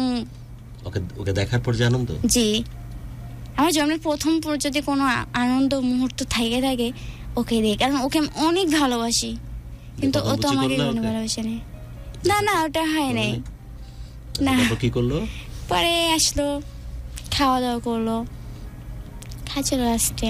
সবই সুন্দর না? স্যান্ডেল খুলে যে পাশে রাখে, বাবা গুছায় যে খাবার খায়, সবই দেখতে ভালো লাগে না? আমি তো খাওয়াইও দিছিলাম।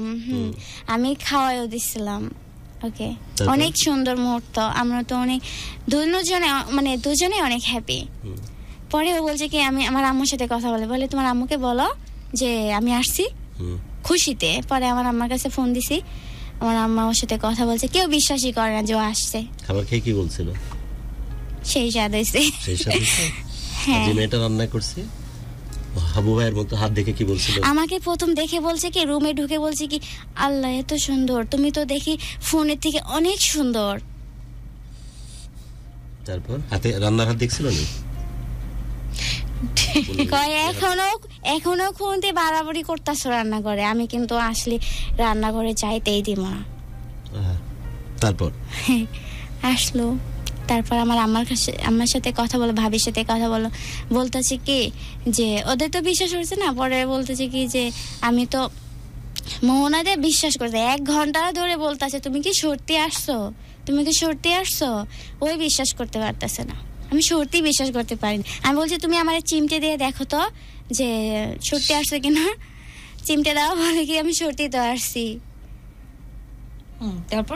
তারপর কি মানে 8টা 8:30 দিকে ও রেডি হলো চলে যাবে। পরে আমি বলছি কি কিছুটা খাবার দিয়ে দিই, বলে এতটা রান্না করছো, কিছুটা খাবার দিয়ে দিই, তোমার বন্ধু বান্ধবদের খাওয়াও। আচ্ছা ঠিক আছে, রাজি হয়েছে। পরে সবটাই দিলাম বক্সে করে। পরে বলছে এবার আমার এগোতে এসো 10 নম্বর পর্যন্ত। সিএনজিতে তুমি আর ও একা? সিএনজি না, রিক্সা। জানেন, ও যখন আমি শুনছিলাম যে অন্য মেয়েদের সাথে রিক্সা ঘুরে, তখন আমি যখন মাদ্রাসায় যাইতাম, টিউশনি করাতে যেতাম, তখন রিক্সা দেখলেই আমার খারাপ লাগতো যে রিক্সা করে ও একটা মেয়ের সাথে ঘুরছে ফিরছে। আমার এটাই মনে উঠতো সবসময়ের জন্য। এখন ওই রিক্সায় কি আমি কখনো উঠতে পারবো ওর সাথে? পরে ওই দিনে আমি গেছি 10 নম্বর। আমি অনেকে বলছি। পরে আমি আমার বোরকাগুলো এগো আনছে, বলে পরো, আমি সবকিছু এখন রেডি হয়ে গেছে, আমার এখন বাসায় চলে যাব না। আর আমি বলছি তুমি থাকো, বলছি কি না তুমি আমার রেডি করো, চলো এখন রেডি হয়ে গেছে, এখন আবার বলতেছে থাকো। পরে আমি আটকাইনি, ওই কখন বলছিলাম কিন্তু আটকানি। পরে সবকিছু রেডি করে নিয়ে বোরকা পরে ও আমার সাথে অনেকগুলো পিক উঠাইছে। তাই বোরকা পরে তো অনেক সুন্দর লাগতেছে, বোরকা অনেকগুলো পিক উঠাইছে। উঠানোর পরে আমরা চলে গেলাম রিক্সা করে। গল্প ছোট করতে হবে মোহনা। হ্যাঁ, রিক্সা করে চলে গেছি 10 নম্বর থেকে। ও যখন চলে যায় তখন আমার এত খারাপ লাগতেছে, অন্যরকম কান্নায় চলে আসছে। ও বলছে এত কান্না করে, এত কান্না, আমি আসছি এখন তো কান্না করতেছো না? ওই দিন কান্নাই আসে নাই, চোখে পানি আসে নাই। যাওয়ার সময় একটু কান্না আসছে, তখন খারাপ লাগছে। তখন ও আমার মাথায় হাত বলে বলছে কি আমি তো আর কিছুদিন পরে চলে আসতেছি, মানে জানুয়ারিতে আবার আসবে। তারপর কি তোমাদের ঘন ঘন দেখা সাক্ষাৎ হওয়া শুরু হলো? না, 2 বার যা দেখা করছি। ও চলে গেছে। অনেক সুন্দর একটা সম্পর্ক, এরকম আমি আগে 3 বছরে, গত 3 বছর আমি এরকম পাই নাই। সেগুলো আমরা শুনেছি। তারপরে এরপরে আবার দেখা হলো। এই সম্পর্কটা এখন কি পর্যায়ে? এখনো চলে গেছে। চলে যাওয়ার পরে আবার আমার আম্মা আসছে, আমার আম্মার জন্য একটা আংটি, আর কি আংটি জি, গোল্ডের। হ্যাঁ। কেন আপনাদের সাথে কোনো সম্পর্ক? আমার ফ্যামিলিতে জানে যে ওর সাথে মানে ও আসছে, তাহলে তো ওখানে আমার ফ্যামিলিতে আশ্রয় দেওয়া লাগবে। আমার ফ্যামিলি তোমার বিয়ের জন্য অনেক চেষ্টা করছে। বলে আমি বলছি কি আমার আম্মা বলে কি তোমার এবার তাবিজ করে আনবো আমি ঢাকা থেকে। পরে আমি বলছি কি শোনো, সত্যি বিয়ে হয়েছে? আমাকে হ্যাঁ, আমরা দুজনে তো বিয়ে করছি। হ্যাঁ, আমার বাসা থেকে জানে যে আমরা দুজন হাজবেন্ড। এটা বলার কারণ কি? যাতে করে তোমার বিয়ে না দেয়? জি। আর ও আমার কাছে আসছে, তারপর আমরা একসাথে একটা সম্পর্ক ভালো আছে, এজন্য বলছি। ভালো আছে মানে কি উনি আপনার বাসায় ছিলেন রাতে? হ্যাঁ, ছিল না, চলে গেছিল। আচ্ছা আচ্ছা, ঠিক আছে। আপনাদের মধ্যে কি হাজবেন্ড ওয়াইফের সম্পর্ক ঘোরাফেরার মধ্যেই ছিল? 2 বার মাত্র দেখা হয়েছে, তাই তো? জি। 2 বার দেখা। পরে ও চলে যাওয়ার পরে অনেক সুন্দরভাবে কথাবার্তা বলে। পরে আমার আম্মা যখন আসবে, তখন একদিন আমার বলতেছে কি যে মোহনা তোমার কাছে কিছু টাকা হবে, পরের মাসে দিয়ে দেবো। আমি এমন করে টাকা চাইতাম, কখনোই আমার কাছে কিছু চাই না, আমি ওর কাছে কিছু চাই নাই। আমি একবার একটা জিনিস চাইছিলাম, মাদ্রাসা থাকতাম তো সবাই জানতো যে আমার হাজবেন্ড। পরে আমি বলছি কি, বলে কি তোমার নাকে তো কিছু নেই, কিসের হাজবেন্ড? পরে আমি বলছি কি তোমার কাছে একটা জিনিস চাই আমি। বলে কি? বলে আমি আমার 200-300 টাকা আমি ছোট একটা জিনিস কিনবো। এখন ও নিজেই বুঝে গেছে ও নাকের ফুলটা লাগবে। আমি হ্যাঁ, তুমি বুঝলা কিভাবে? বলে ভালোবাসি না, অনেক ভালোবাসি, এই জন্য বুঝতে পারছি। পরে আমার আম্মা যখন আসবে, ওর এইভাবে ও একবার বায়না করছে যে আমার ফোন লাগবে, আমার এই ফোনে কথা ভালো লাগে না। পরে বলছে দাও না ফোন, আমার কবে ফোন কিনবো? আমি বলছি আচ্ছা তোমার টিউশনের টাকা আর আমার টিউশনের টাকা দিয়ে একটা ফোন হয়ে যাবে। বলে হ্যাঁ। পরে বলছে কি দাও না, কবে কিনবো ফোন, কবে কিনবো? আমার কাছে চায় না, মানে আমরা দুজন একসাথে কিনতে চাইছি দুজনের টাকা দিয়ে। এখন ও শুধু 2 দিন জাস্ট বলছে, আমি বলছি হ্যাঁ হবে তো, ফোন কিনবো তো। পরে আমি ভাবছি যে এখন তো ফোন লাগবেই। পরে আমার কানের দুলটা আমি বিক্রি করে দিছি গোল্ডেন, জি 12,000 টাকা। পরে 12,000 টাকায় বিক্রি করে ওরে আমি একবারে 10,000 ওখানে বিক্রি করে ওখানে দাঁড়ায় আমি টাকা পাঠাই। ও দেখলো যে আপনি গোল্ড বিক্রি করেছেন? না, ও জানে না তখন। পরে আমি বলছি কি যে এত টাকা কই পাইলা? কত সালে এসএসসি পাস করেছো? 19 সালে। ওকে, তারপর বলো। পরে ওকে আমি পাঠিয়ে দিয়েছি, বলে এত টাকা কই পাইছো, কি করছে, অনেক কিছু জিজ্ঞাসা দিছে। পরে আমি ওকে সত্যিটাই বলছি, আমি বলছি আম্মা দিছে এই করছে। পরে আমি বলছি সত্যিটাই বলে, আমি মিথ্যা বলি না। পরে মিথ্যা বলি না বলি, কিন্তু ওরে বইলা দিছে সত্যটা। পরে বলছে কি ফালতু কথাকার, এগুলো করছো কেন? একটা ছোট্ট পজ দিতে হবে। ডিয়ার লিসনার্স, চলছে আম্বার আইটির ধামাকা offer, Amber IT IP phone অ্যাপে। পরে আমি বলছি কি, একটা মিনিট মোহনা, জি আম্বার আইটি আইপি ফোন অ্যাপে এখন 35 পয়সা মিনিটে কথা বলুন। যে কোনো মোবাইল অপারেটরে সর্বোচ্চ মিনিট কথা বলে বা ব্যবহার করে প্রতি সপ্তাহে জিতে নিতে পারেন আকর্ষণীয় পুরস্কার। সো দেরি না করে এক্ষুনি Amber IT IP phone app download করুন, রিচার্জ করুন বেশি বেশি, কথা বলুন বেশি বেশি, আর জিতুন সব আকর্ষণীয় পুরস্কার। এবং ডেফিনেটলি ভিজিট করবেন আম্বার আইটি আইপি ফোনের ফেসবুক পেজ, facebook.com/amberitphone। জি, এবং ওর টাকা পাঠিয়ে দিচ্ছি। ও একটা ফোন, আমি বলছি কি এখন আম্মা অসুস্থ, এই অবস্থায় যদি আমি ফোন কিনি তাহলে আমার ফ্যামিলির সবাই বলবে যে মা অসুস্থ, টাকা পয়সা দিতে পারে না, ফোন নতুন ফোন ইউজ করছে। পরে আমি বলছি না, তুমি ফোন কিনো, চুরি করে ইউজ করে কি করবে, তোমার তো এখন ফোনই লাগবে, কাছে। সন্ধ্যাবেলা আমি পড়াইতে গেছি, টিউশনি করতে গেছি, ও বলছে কি ফোন কিনতে যাইতাছি। আমি বলছি আচ্ছা, ফোন কেনার সময় যদি টাকা শর্ট পড়ে তা বলো। কারণ আমার তো কাছে টাকা রেখে দিয়েছিলাম কিছু, আমি একবারে 10,000 টাকা দিয়েছিলাম আর টাকা কিছু রেখে দিয়েছি। পরে ফোন কিনতে চাই, বলে কি কম বাজেটের ফোন কিনবো, ফোন দেখাচ্ছে আমার মডেল দেখাচ্ছে। পরে আমি বলছি কি না, কোনটা ভালো লাগে, বলে এটাই ভালো লাগে। আমি বলছি কত মানে কয় হাজার টাকা, বলে 14,000 টাকা। পরে আমি বলছি, বলে কি আমার কাছে তার আগের দিন আমি 2500 টাকা পাঠাই দিছি, তার আগে 1500, এভাবে টাকা পাঠাইছি আমি ওরা যখন যেটা লাগছে। পরে ও ফোন কিনছে, আমি বলছি বন্ধুদের কাছ থেকে কিছু কারোর কাছ থেকে নাও, পরে আমি নিচে নেমে দিয়ে দিচ্ছি। পরে ফোন কিনছে, ফোন কেনার পরে অনেক খুশি, বলছে আমি আজকে অনেক খুশি, খামো না, এটা তো তুমি দিছো তোমার ফোন, তো আমি যখন যাবো তখন তোমারটা নিয়ে আসবো, এটা দিয়ে আসবো, মানে অনেক খুশি ফোন পেয়ে। পরে এভাবে কথা চলতেছে অনেক সুন্দর, অন্য কোনো মেয়ের সাথে কথা বলে না, তখন কন্টিনিউ আমার সাথে কথা বলে। আম্মা অসুস্থ, ওখানে হাসপাতালে গেলে কথা বলে, যাওয়ার সময় কথা বলে, বাসায় যেভাবে কথা বলে। এখন কি অবস্থা মোহনা? এখন অবস্থা, তারপরে আমার আম্মা আসলো, আংটি দিল, ও আসলো আমাদের বাসায়, খাওয়া দাওয়া করলো, আমি খাবার পাঠাইয়া দিলাম, বাসায় চলে গেছে। পরে আম্মা আসার আগে আম্মা আসবে বলে ও বলছে আমার অনেক খারাপ লাগছে, তোমার আম্মা আসতেছে, আমি যদি দেখা না করতে পারি আমার মৃত্যু হয় ভালো, আমার এমন জীবন না রেখে ভালো লাগে না, আমি দেখা করতে পারতেছি না টাকার জন্য। পরে আমার আম্মা দেশ থেকে আমার আরেকটা দুল আনছে পড়ার জন্য, আম্মাকে বলছি যে একটা বিক্রি করে ওরে দিচ্ছি ফোন কেনার জন্য। পরে কিচ্ছু বলে না আমাকে, বলে এটাও দিয়ে দাও, সমস্যা নেই, দিয়ে দিলা। হ্যাঁ, পরে ওটা আমি বিক্রি করছি। আবার তোমার মা তো জানে যে তোমার হাজবেন্ড, জি হ্যাঁ, আর ওকে অনেক ভালোবাসে। একটা প্রশ্ন উত্তর দাও তো। প্রথম কথা হচ্ছে যে তোমার বাড়িতে কে কে আছেন পরিবারে? আমার 2 বোন তো বললা। হ্যাঁ বলো বলো, তুমি বলো। আমার 2টা ভাই, আমি একা বোন, বাবা মা, ভাবির মানে ভাইয়ের একটা ছেলে। ভাই বোনদের মধ্যে কি ছোট তুমি? না, আমার ভাইয়া বড়, তারপর আমি, আমার ছোট একটা ভাই। তুমি মেজো? জি। ওরা যেভাবে চলতেছে সংসার, ওদেরও তো একটু কষ্ট হচ্ছে তাই না সংসার চালাতে? জি। ঠিক না বেঠিক? না, চলে, কিন্তু ওখান থেকে যে অঢেল টাকা নিয়ে আসবো বা অন্য কোথাও দিবে এরকম পরিস্থিতি তো অবশ্যই ওদের না, নাকি? আমাদের এমন মানে কি এমন সমস্যা হয় না। আচ্ছা, তুমি নিজে কি করো মাদ্রাসায়? আমি মাদ্রাসায় চাকরি করি। বেতন পাও আনুমানিক? 4,000 প্রথম করছি, 2500 টাকা। তো তোমাকে চলতে হয় না? হ্যাঁ।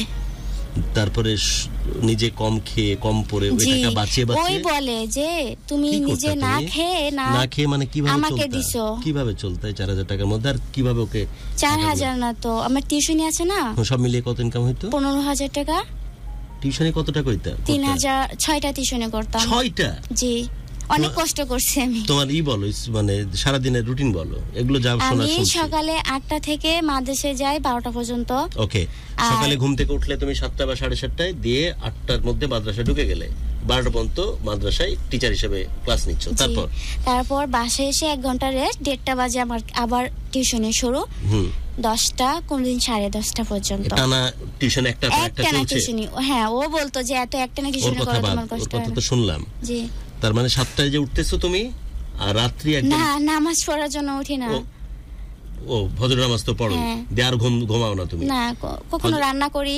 আচ্ছা, খাবার দাবারেরও তো ব্যাপার আছে। ফজর নামাজ পড়ার পরে নিজের প্রস্তুতি নেওয়া, খাবার দাবার রান্না করা, এগুলো করে 7টা থেকে বেরিয়ে গেলে 8টাতে টিচার হিসেবে মাদ্রাসায় ক্লাস নিচ্ছ 12টা পর্যন্ত।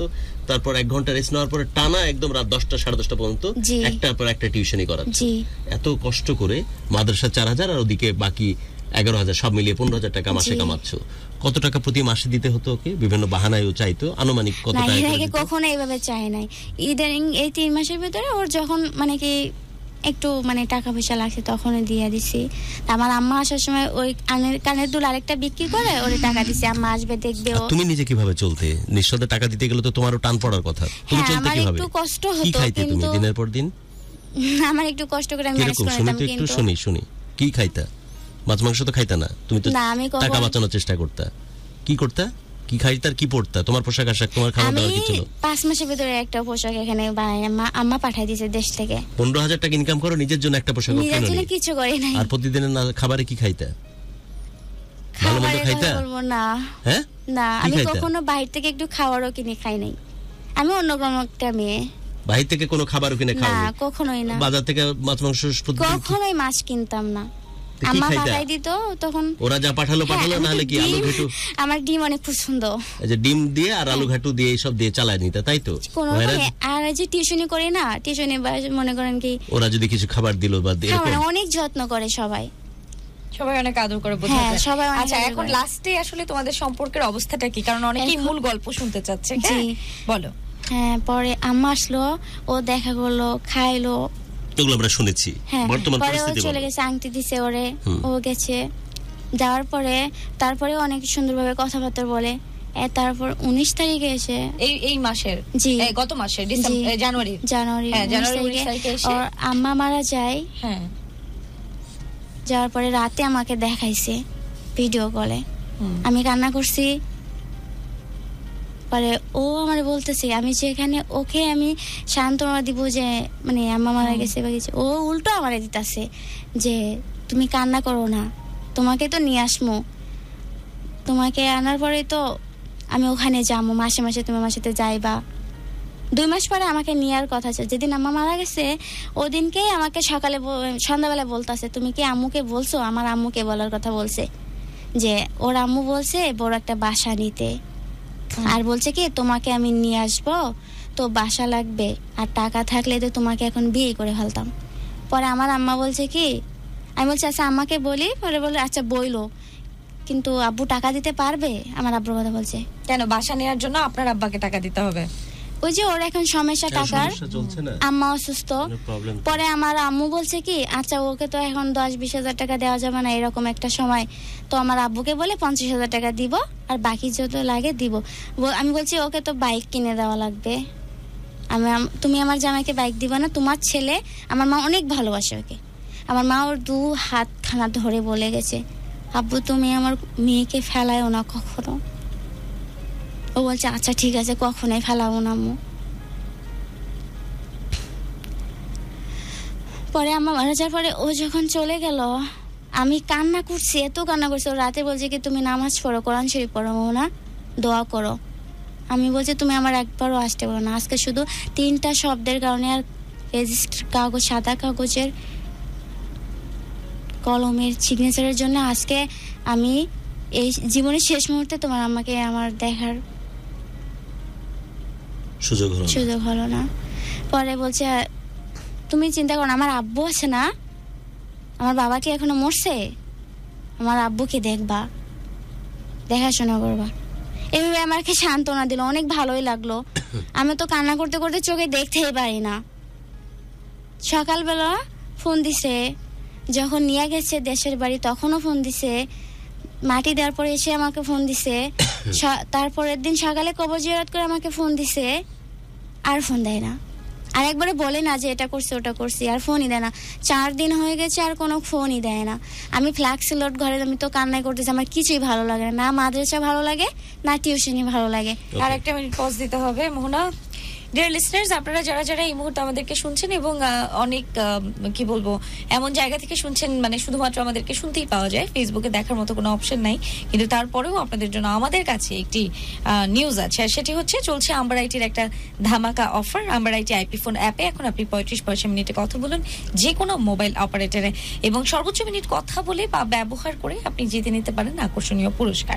তাহলে যেটা করতে হবে, এক্ষুনি গুগল প্লে স্টোর বা অ্যাপ স্টোর থেকে ডাউনলোড করে ফেলতে হবে আম্বার আইপি ফোন অ্যাপ এবং রিচার্জ করতে হবে বেশি বেশি, আর জিততে হবে আকর্ষণীয় পুরস্কার বেশি বেশি। তো এখনই দেরি না করে ডাউনলোড করে ফেলুন আর ভিজিট করুন আম্বার আইটি আইপি ফোনের ফেসবুক পেজ facebook.com/ambarITphone। যেটা বলছিলাম, এই ঊর্ধ্বগতির বাজারে, মানে যেখানে আসলে সবকিছুর দাম ঊর্ধ্বমুখী, সেই জায়গাটাতে যে কোনো অপারেটরে কথা বলবেন মাত্র 35 পয়সায় আম্বার আইটি আইপি ফোন অ্যাপে। It's a big deal, definitely don't miss it guys. হ্যাঁ, যাচ্ছি আমরা। তারপরে আমি ফ্ল্যাক্সি লোড করে যে ফোন দিছি, তারপরে ফোনটা রিসিভ করে হাসতেছে, আরে ভাই আমি ব্যস্ত আছি, আমি বাসায় যাচ্ছি, আমার সাথে আমার ফুপি আছে, কথা বলতে পারবো না। আমি বলছি তো আমার সাথে তো 1-2টা SMS এও কথা বলা যায়, কোনো রিফেলে নাই। আমি 1000টার বেশি কল করছি, SMS এর তো কোনো কথাই নাই, কতগুলা করছি আমি নিজেই জানি না। ছোট্ট ছেলে লিখেছেন, আপু মাদ্রাসার ছাত্ররা এমন হয় আমার বিশ্বাস হয় না, আমিও তো মাদ্রাসার ছাত্র। পরে ও বলছে কি আমি বাসায় যে তোমার সাথে কথা বলছি, কথা বলে নাই। পরে আমি তো বেহা কুত্তার মতো হয়ে গেছে, আমি বারবারই কল করছি, SMS করছি, রিপ্লাই দেয় না, শুধু বলে পরে কথা বলছি, পরে কথা বলছি। পরে আমি মনে করছি যে আম্মা মারা গেছে, মন খারাপ, হয়তো এরকম পরিস্থিতিতে আমার আম্মাই বকে। আমি আমার আম্মার সাথে বলে, আমার আম্মা সবসময় জিজ্ঞাসা, ও ফোন করছে কি করছে জিজ্ঞাসা, আমি বলছি মিথ্যা বলি, ও মাঝে মাঝে হ্যাঁ বলছে, কারণ আমার আম্মা আমার জন্য অনেক টেনশন করে, কষ্ট পায় আমার জন্য। পরে ও আর কথা বলে না, আমি এত কল করি কথাই বলতে চায় না, মানে অজুহাত দেখায় শুধু। পরে বলছে কি যে আমার মন খারাপ। আমাকে কিসের জন্য মন খারাপ আমাকে বলা যাবে না? আগে যে এই 3 মাসে আমার সাথে যে এত সুন্দর করে কথা বলছে, যখন যেটা সমস্যা হয়েছে, আমার বাসা ভাড়ার টাকা নাই, আমি কি করবো চিন্তা হয়, তুমি না থাকলে আমার মোহনা ভিক্ষা করতে হতো, তোমার এই দিন আমি কিভাবে শোধ করবো? কি কি দিয়েছো? বাসা ভাড়া মাঝে মাঝে যখন যা বলছে দিচ্ছ, দিতাস, বলতেছে তুমি না থাকলে ওকে ভিক্ষা করে খাওয়া লাগতো। হ্যাঁ, আচ্ছা। পরে আমি এগুলা বলতে হয় না, আমি তো তোমার ভালোর জন্য দিতাছি। ওকে, তারপর তোমার সাথে আস্তে আস্তে সম্পর্ক নিজে বন্ধ করে দিল, সম্পর্ক শেষ করতে চাইতাছে।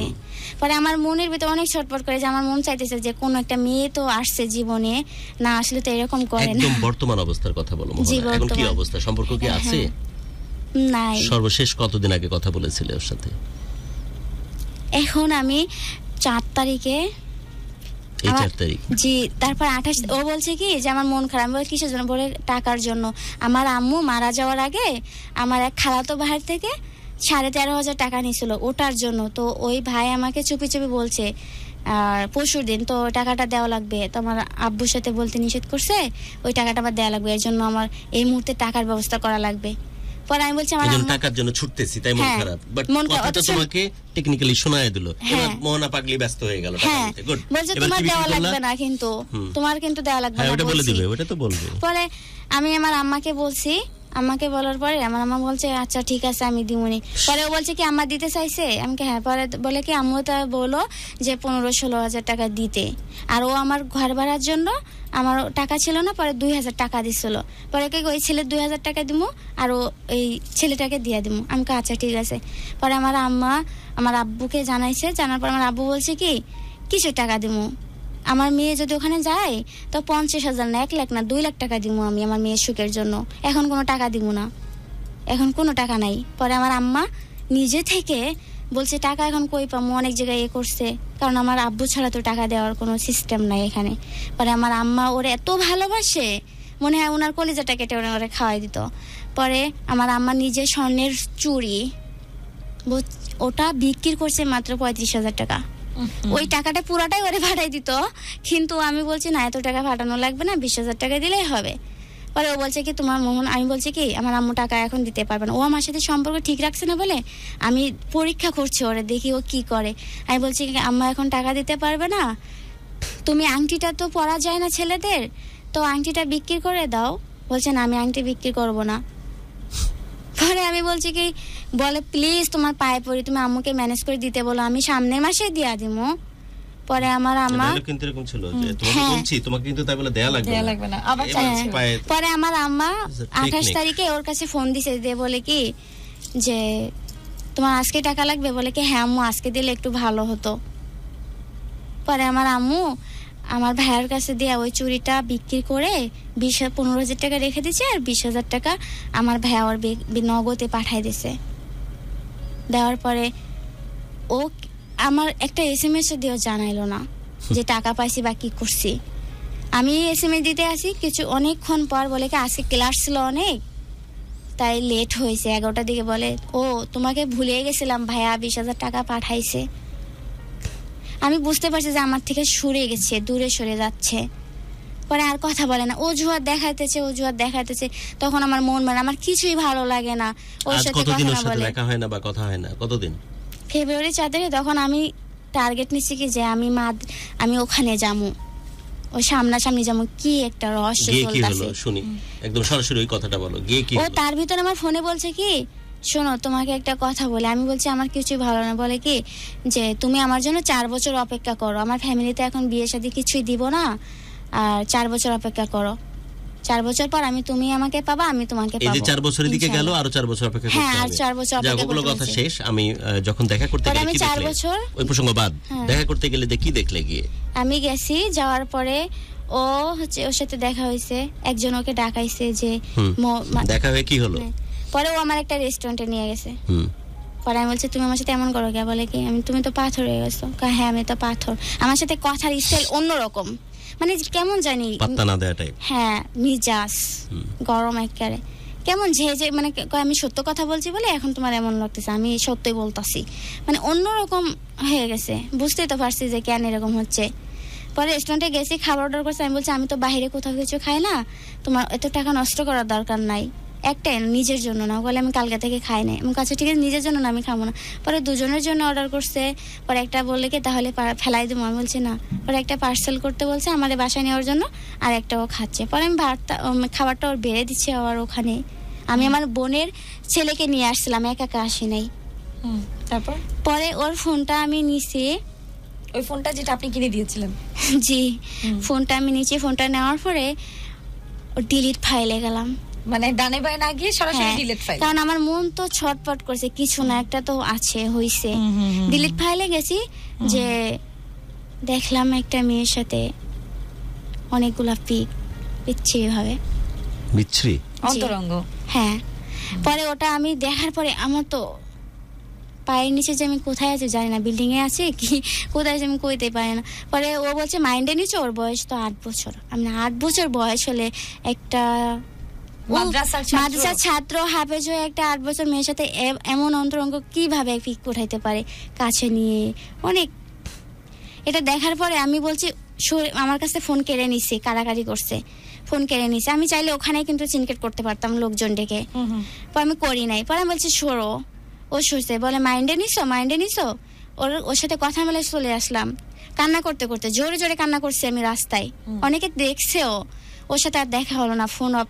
ও আমার বললো কি যে তুমি চলে যাচ্ছ, আচ্ছা ঠিক আছে মাইন্ডে নিছো। পরে আমি একটা মাদ্রাসায় গেলাম, যে মাদ্রাসার ঠিকানা আমি গেছিলাম ওই মাদ্রাসায় গেলাম। যাওয়ার পরে ওখানে জানালে ওকে ডাকার পরে ও তো অনেক মানে রাগী হয়ে আসলো, এসে আমাকে বলতাছে যে তুমি চলো। আমার ভয়তে আমি আর যাই নাই। পরে হুজুরা বলছে কি যে তুমি ওর সাথে সম্পর্কটা ঠিক রাখো, কথা বলো, আর ফ্যামিলির ভিতরে নিয়ে একটা সমাধান করো। পরে আমি ওর সাথে যাই নাই, ও চলে গেছে, ভাড়ার টাকা দিছে, বলে এই টাকাটা নিয়ে ওর গাড়িতে উঠাই দিয়েন। পরে ও চলে গেছে। আমি বলছি কি আমি তোমার বাবার সাথে কথা বলতে চাই। বলে কোনো মতেই না, এখন বাবার সাথে কথা বলা যাবে না। পরে ও চলে গেছে। তারপর হুজুর আমাকে বলছে কি যে আপনি পরে আসেন, আর ও আপনার সাথে যোগাযোগ করে। পরে আমার ওখান থেকে গাড়িতে আমি বলছি আমার সাথে শুরু করে দিছে কাহিনী, তুমি আমার কাছে দাবি করবা না আমাকে, আর তুমি আমার সাথে কথা বলো না, আজকে থেকে এখানে সম্পর্ক শেষ। আমি বলছি আমি জানি যে মা মারা গেছে, হয়তো মন খারাপ এজন্য কথা বলে না, কিন্তু আমি তো জানি না যে ওর ভিতরে ফুর্তি চলতেছে ওখানে, এজন্য আমার সাথে কথা বলে না।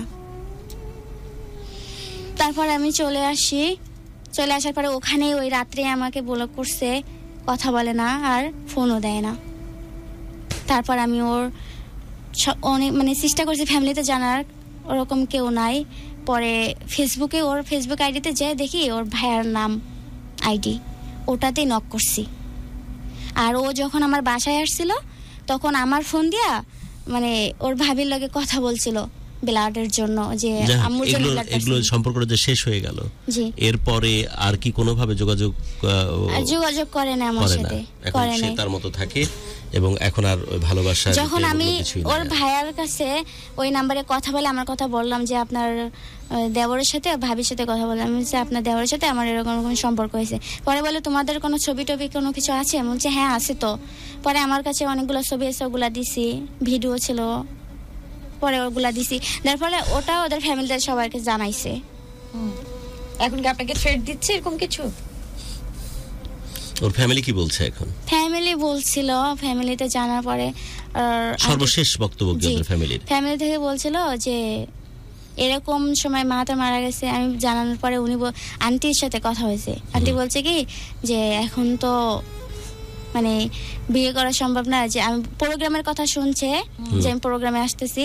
পরে আমাকে বলে যে মোহনা তুমি প্রোগ্রামে যাও না। কে বলছে? ছেলে? আন্টি বলছে। আন্টি কে? ছেলের খালা? উনি বলছে 45 দিন সময় দিতে, ওনার মামাও বলছে 45 দিন সময় দিতে, তারপর একটা ডিসিশন নিবে। তুমি কি চাও এখন? ও আমার সাথে অনেকবার ঠকাইছে, অনেকবার প্রতারণা করছে, বিশ্বাসঘাতকতা করছে, চলে গেছে। এখন আমি আজকে বলছি তাহলে হ্যাঁ আমি প্রোগ্রাম ক্যান্সেল করতে পারি যদি আপনার ছেলে আমাকে আজকে কাবিন করে। বলে তো সম্ভব না, আমাদের সময় দিতে হবে। ও সকালবেলা 7টার দিকে আমার কাছে ফোন দিয়েছে, 54 মিনিট কথা বলছে। ও সেই জিদ্দা আছে আমার পরে। কি চাও তুমি? আসলেই ফিরে যেতে চাও তাই তো? ওর কাছে কখনোই না।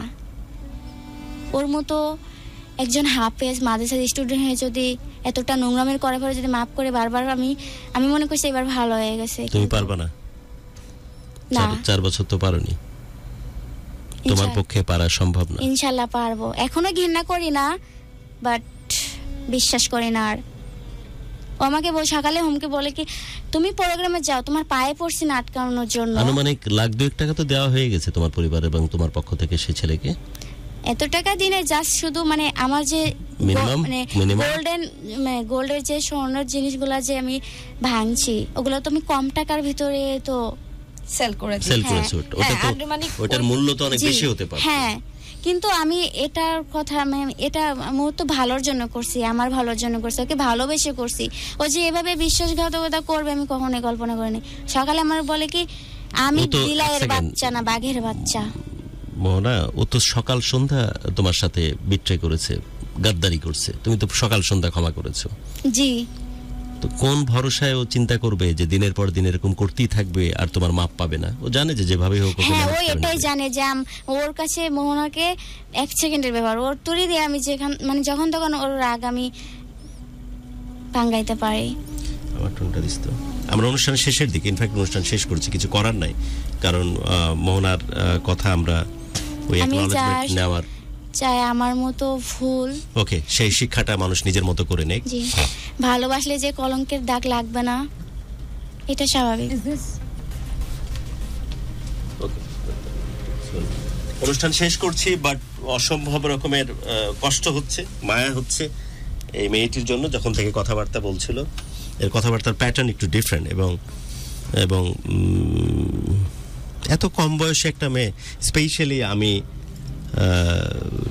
শান্তু তোর কাছে, মোহনা তোমার কাছে, এবং ব্যাক টু ব্যাক যে ধরনের স্টোরি আমার সামনে আসছে, শান্তু, আমার সত্যি ভীষণ রকম পুরুষ হওয়ার কারণে অপরাধবোধ কাজ করতেছে। লোকে এখন এই ধরনের কথা প্রায়শই বলতে পছন্দ করে যে মেয়েরা নাকি আগের মতো করে যত্ন করে ভালোবাসতে জানে না, মেয়েরা নাকি ফ্রডল্যান্ড অ্যাক্টিভিটির মধ্যে জড়িয়ে পড়েছে, মেয়েদের কাছে প্রেম ভালোবাসার নাকি কোনো মূল্য নাই। আর ফরচুনেট বা আনফরচুনেটলি তিশা টাইপের ক্যারেক্টার যখন এস্টাবলিশড হয় কিং মোস্তাকের হাত ধরে, তখন ভাবে যে মেয়েরা নাকি এখন তাদের প্রেম ভালোবাসার ঊর্ধ্বে গিয়ে শুধুই বৈভব প্রতিপত্তির দিকে মানুষ ছুটে। কিন্তু আমি দিনের পর দিন এখন যে ধরনের স্টোরি সামনে পাচ্ছি এবং যে ধরনের মানুষের সাথে ইন্টারাকশন হচ্ছে, এই ধরনের অ্যাবিউজ খুব বেশি পরিমাণে ঘটতেছে, অসম্ভব রকমের বেশি পরিমাণে ঘটতেছে। অনেক মায়া লাগে যে এতটুকু একটা বাচ্চা মেয়ের সাথে কি ধরনের ছেলে খেলা করেছে। আর কথাবার্তার প্রেক্ষিতে বিভিন্ন সময় মাদ্রাসার প্রসঙ্গ আসছিল বা হাফেজ এই কথাটা আসছিল। আপনারা খুব ভালো করে জানেন যারা আমাকে ফলো করেন দীর্ঘ 17-18 বছর, যে আমি আল্লাহ রাব্বুল আলামিনের কালাম যারা বুকে নিয়ে ঘুরে তাদের প্রশ্নে আমার কি পরিমাণ শ্রদ্ধাবোধ, কি পরিমাণ মহব্বত আর মায়া কাজ করে। কারণ আল্লাহ রাব্বুল আলামিন আপনাদেরকে মাথায় নিয়েই হয়তো এই কমিটমেন্ট তিনি করেছিলেন যে আমি আল্লাহ, ইটস মাই রেসপন্সিবিলিটি যে জীবন ধ্বংস হওয়ার আগ মুহূর্তকাল পর্যন্ত আমার বাণীকে আমি অবিকৃত রাখবো। এটা তখনই সম্ভবপর হবে যখন আল্লাহ রাব্বুল আলামিনের বাণী মানুষ তার হৃদয়ের মধ্যে ধারণ করে ঘুরবে, যেমন আপনারা করেন। কারণ একটা আরবির কপি, কোরআনের কপি পুড়িয়ে ফেলা সম্ভব, সমস্ত রকমের জিনিস জব্দ করা সম্ভব, কিন্তু যে আল্লাহ রাব্বুল আলামিনের কালাম আমি বুকে নিয়ে ঘুরতেছি সেটাকে আপনি ডিস্ট্রয় করবেন কিভাবে? সো এটা প্রতিদিন আনুপাতিক হারে, এটা গাণিতিক উপায়ে না বরং জ্যামিতিক হারে বাড়তেছে। সো সেই জায়গাতে আপনি যখন হাফেজ, তখন হাফেজদের প্রশ্নে আমার অসম্ভব রকমের শ্রদ্ধাবোধ কাজ করে। অথবা মাদ্রাসা যারা স্টুডেন্ট তাদের প্রশ্নে আমার অসম্ভব রকমের শ্রদ্ধাবোধ কাজ করে। আল্লাহ রাব্বুল আলামিনের আহকামকে মাথায় নিয়ে রাসূলুল্লাহ সাল্লাল্লাহু আলাইহি ওয়াসাল্লামের সুন্নাহকে পালন করতে গিয়ে তারা যে ধরনের লাক্সারি লাইফ, দুটেই কিন্তু প্যারালালি চলে, সেই লাক্সারি লাইফকে অ্যাভয়েড করে তারা রাসূলুল্লাহ সাল্লাল্লাহু আলাইহি ওয়াসাল্লামের সুন্নাহ অনুযায়ী চলতে পছন্দ করে। এটা বিগ টাইম স্যাক্রিফাইস। এই ধরনের ইমানি জজবা, এই ধরনের জিহাদ, এটা তারাই করতে পারে যারা সত্যিকার অর্থেই অনেক ভালো বড় রকমের মানে তাকওয়ার উপরে চলতে পারে এবং চলার মতো সেই ইমানি জজবা রাখে। কিন্তু দিস ইজ সো আনফরচুনেট কি জেনারেল লাইন হোক বা মাদ্রাসা লাইন হোক, এটা খুব আনফরচুনেট যে এই জিনিসগুলোকে পুঁজি করে কিছু ব্যক্তি মানুষ যারা কোনোভাবে আলেম সমাজের মধ্যে পড়ে না, কোনোভাবে হাফেজের মধ্যে পড়ে না, কোনোভাবে মাদ্রাসা বা জেনারেল লাইন স্টুডেন্টের মধ্যে পড়ে না, ওই ব্যক্তিবিশেষ হচ্ছে অভিশপ্ত, ওই ব্যক্তিবিশেষ হচ্ছে নোংরা, ওই ব্যক্তিবিশেষ হচ্ছে আসলেই বড় রকমের একজন কুলাঙ্গার, যে একজন মানুষকে ব্ল্যাকমেল করার জন্য, একজন মানুষকে অযাচিতভাবে অন্যায়ভাবে ভুল বুঝ দেওয়ার জন্য সে আল্লাহর কালামকে পর্যন্ত, আল্লাহ রাসূল সাল্লাল্লাহু আলাইহি ওয়াসাল্লামের সুন্নাহকে পর্যন্ত, ইভেন দো আমাদের যে ধর্মীয় যে সংস্কৃতি, ধর্মীয় যে রীতিনীতি, সেগুলোকে পর্যন্ত পুঁজি করতে দ্বিধান্বিত হয় না। ফজরের আজানের আগ দিয়ে তাকে তুলে দেয়া, সেহরির সময়ই করা, আল্লাহ রাব্বুল আলামিনের কালামের কসম কাটা এবং প্রত্যেকটা মুহূর্তে ধর্মের ব্যাপারটাকে সামনের দিকে নিয়ে আসলে কাজটা অনেক সহজ হয়ে যায়। আমরা অসম্ভব রকমের আমরা আস্তিক এবং ধর্মপ্রাণ একজন মুসলিম। সো একজন মাকে, একজন মোহনার পরিবারকে কনভিন্স করাটা সেই ক্ষেত্রে খুব বেশি সহজ হয়ে যায়। আমার বাবা অসুস্থ হয়ে গেছে ওর জন্য। আমরা ধর্মীয়ভাবে এই জিনিসগুলোকে পালন করতে পারি আর না পারি, কিন্তু অন্তর থেকে তো ডেফিনেটলি অনেক বেশি আস্তিক এবং মুসলিম ধর্মপ্রাণ এই মানুষগুলো এই জিনিসগুলোকে দেখলেই তখন বিশ্বাস করতে পছন্দ করে এবং এটার আশ্রয় নেয় নোংরাভাবে কিছু মানুষ। সেই মানুষগুলোরকে ঘৃণা জানানোর ভাষা আমাদের নাই, কারণ এই ধর্ম, এই কোরআন মাজিদ, এই ইসলাম এবং আল্লাহ রাব্বুল আলামিনের দেখা যে পথ, রাসূলুল্লাহ সাল্লাল্লাহু আলাইহি ওয়াসাল্লামের যে সুন্নাহ, কোনো ব্যক্তি মানুষের পৈতৃক সম্পত্তি না। এটা আমাদের সবার বড় ভালোবাসার, বড় স্বপনের, বড় মহব্বতের জায়গা, বড় ইশকের জায়গা, যেখানে কলবের সাথে কলবের মিল হয়, যেখানে সত্যিকার অর্থে বান্দা এবং খোদার ফানাফিল্লাহ এবং মিলেমিশে একাকার হয়ে যাওয়া দুই সত্তার মিলেমিশে একাকার হওয়ার মতো ইশকের সম্পর্ক তৈরি হয়। সেই জায়গাটাকে কেউ ভুলণ্ঠিত করবে, সেই জায়গাটাতে নিজের প্রয়োজন মতো কেউ ব্যবহার করে তার বিশ্বাস অর্জন করে তাকে ব্ল্যাকমেল করে তার কাছ থেকে টাকা ইনকাম করবে, তার মন নিয়ে খেলবে, এই ধরনের অধিকার কাউকে দেওয়া হয়নি। তাই আমার কাছে মনে হয় এই ধরনের মানুষকে পেলে সেই মানুষগুলোকে সামাজিকভাবে বয়কট করা, সে মানুষগুলোর বিরুদ্ধচারণ করা এবং একই সাথে সবার উচ্চারণ একই সাথে হওয়া উচিত এবং এই মানুষগুলোর বিরুদ্ধে অবস্থান নেওয়াটা খুব বেশি মাত্রায় জরুরি। আর মায়া কাজ করতেছে তোদের কারণে, স্পেশালি শান্তু বা মোহনা, তোদেরকে ঘুরে বলতেছি যে মেয়েদের মধ্যে যে অসম্ভব রকমের এই মিষ্টতা, মেয়েদের মধ্যে যে অসম্ভব রকমের মায়া, এটাকে আমি অসম্ভব রকমের সম্মান করি, ভালোবাসি আর খুব এ ধরনের স্বেচ্ছাচারিতা এবং এ ধরনের মানুষের মনকে নিয়ে এ ধরনের নোংরামি খেলায় মত্ত হয়েছে কিছু মানুষজন। এবং এই যে প্রত্যেকটা ওয়ার্ড আর প্রত্যেকটা এসেন্স স্টার্টিং টু এন্ড, তুই খেয়াল করে দেখেছিস না কেন যে কত মায়া নিয়ে সেই কথাগুলো বলতেছে, কত মায়া নিয়ে সেই মুহূর্তগুলোকে সে খেয়াল করতেছে। একজন মানুষ কত বড় পাষণ্ড, নোংরা, খোলাঙ্গার এবং কত বড় জঘন্য হলে এই সিচুয়েশনগুলোকে নিয়েও খেলতে পারে। ও দিনের পর দিন মনোযোগ দিয়ে একটার পর একটা শব্দ সাজাচ্ছে যাতে করে এই শব্দ আর এই বাক্য আর এই চিঠি দিয়ে ওর মনকে ইমপ্রেসড করা যায়। আর কত বড় বেহায়া, কত বড় কুলাঙ্গার সেই ছেলেটি এটাকে আবার ফানের একটা জায়গা হিসেবে ব্যবহার করে যে আমি তো রাসপুতিন, আমি তো প্লে বয়, তোর মতো মেয়ের এসব লেখা এসব চিঠি আমাকে এতটুকু প্রভাবিত করে না। সো আর না মোনা, আদৌ কি সম্ভব তোমার দ্বারা? আদৌ কি সম্ভব? না। আল্লাহ রাব্বুল আলামিনের সৃষ্টিকে চ্যালেঞ্জ করা হয়ে যায় যদি এই রকম, তোমার কথাগুলো সঠিক কি বেঠিক আমি জানি না, যদি সবগুলো কথা তোমার সত্য হয়ে থাকে, আল্লাহ রাব্বুল আলামিনের সৃষ্টিকে যেভাবে তুমি যে ধরনের আব্রুর সাথে এবং যে ধরনের গ্রুমিং এর মধ্য দিয়ে তুমি বড় হয়েছো, এখনো তুমি মাদ্রাসার একজন সম্মানিত শিক্ষিকা, এবং তোমার মতো জায়গা থেকে তুমি যদি আল্লাহ রাব্বুল আলামিনের যে ক্যারিজমা, আল্লাহ রাব্বুল আলামিনের যে পাওয়ার, আল্লাহ রাব্বুল আলামিনের যে এক্সিস্টেন্স, সেটাকে তুমি চ্যালেঞ্জ করে ফেলতেছো। এরকম একটা নোংরা মানুষের জন্য দিনের পর দিন নিজেকে মানুষ হিসেবে তোমাকে বানিয়ে কি আল্লাহ ভুল করে ফেলেছে যে নিজেকে আর কত ছোট করবা, আর কত নিজেকে ক্ষুদ্র বানাবা? কিভাবে একটা মানুষের পায়ে পায়ে তুমি ঘুরতে পারো? যে মেয়েটা এত যত্ন করে তার প্রিয়তম মানুষটাকে ভালোবাসতে জানে, যে ও কি খেলে তার ভাল লাগবে, ওর কি করলে ভাল লাগবে, ওর সব ভালোতে যার ভালো থাকা, যে নিজে একটা ভালো খাবার নিজেকে পছন্দ পর্যন্ত করে না, একটা ভালো কাপড় কিভাবে পরতে হয় সেই জিনিসটার প্রতি তার কোনো আগ্রহ নাই, যার কল্পনা, চিন্তা, স্বপ্ন সবকিছু জুড়ে আমাদের ওরসে যখন সন্তান আসবে তাদেরকে কিভাবে আমি লালন পালন করব, আমার স্বামীটার সেবা আমি কিভাবে করব, আমার স্বামীটা তো মাছের সাথে ওইটা খাইতে পছন্দ করে, ওইটার আমি তাহলে ব্যবস্থা করি, আমার স্বামীটা তো বলছিল যে অনেক এই ধরনের টুপি পছন্দ, তাহলে আমি ওইটা আমি কালেকশন করে রাখি, আমার স্বামীটা তো এই ধরনের পাঞ্জাবি পছন্দ করে, এটা নিই, ও তো এই ধরনের গ্যাজেট পছন্দ করে, এই ধরনের মোবাইল পছন্দ করে, এটা করে সেটা করে। এটাই ভাবনা যার আদ্যপান্ত জুড়ে থাকে, নিজেকে নিয়ে মিনিমাম রকমের ভাবনা যে ভাবে না, তোমার মতো এই রকম সংসারী মেয়ে, এত সুন্দর একটা মেয়ে, এরকম পবিত্র একটা মন, এটা উচ্চ পর্যায়ের ভালো মনের একজন মানুষ ডিজার্ভ করে, এরকম নোংরা, ছাচড়া, ধান্দাবাজ, চিটার, বাটপার না। এই জিনিস মাথার মধ্যে ঢুকতেছে না এখনো। বাবা মাকে জিন্দা লাশের মতো তুমি করে ফেলেছো, আমি জানি। তোমার কষ্ট দেখতে গিয়ে যে মা তোমাকে গর্ভে ধারণ করেছে, যে বাবের ঔরসে তুমি এসেছো, তাদেরকেও তুমি শেষ করে ফেলতেছো। মানুষ হিসেবে এত বড় অন্যায় সইবে মোহনা?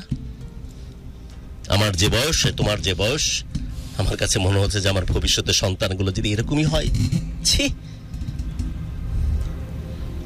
তোর এই মায়া ডিমান্ড করে, ডিজার্ভ করে সেই মানুষটা, যে মানুষটা আল্লাহ রাব্বুল আলামিন হয়তো তোর জন্য নমিনেট করে রেখেছে, তোর এত মহব্বত, এত ভালোবাসা ডিজার্ভ করে সেই মানুষটা, যে মানুষটা সত্যিকার অর্থে তোকে ভালোবেসে তোর কাছে আসবে, যে মানুষটার কাছে তোর কাছে ভালোবাসার দরকার নাই, প্রেমের দরকার নাই, সবচাইতে বড় যেটা বেশি, তোর প্রতি ইজ্জত থাকবে, শ্রদ্ধা থাকবে, সম্মান থাকবে, যে মানুষটা চাইলে ওই নোংরা ব্যভিচারীর মতো তোকে মানুষের রাস্তাঘাটে তোকে ছোট করে ফেলবে না, ওর পরিচিত মহলে গিয়ে তোকে নিয়ে হাসাহাসি করবে না।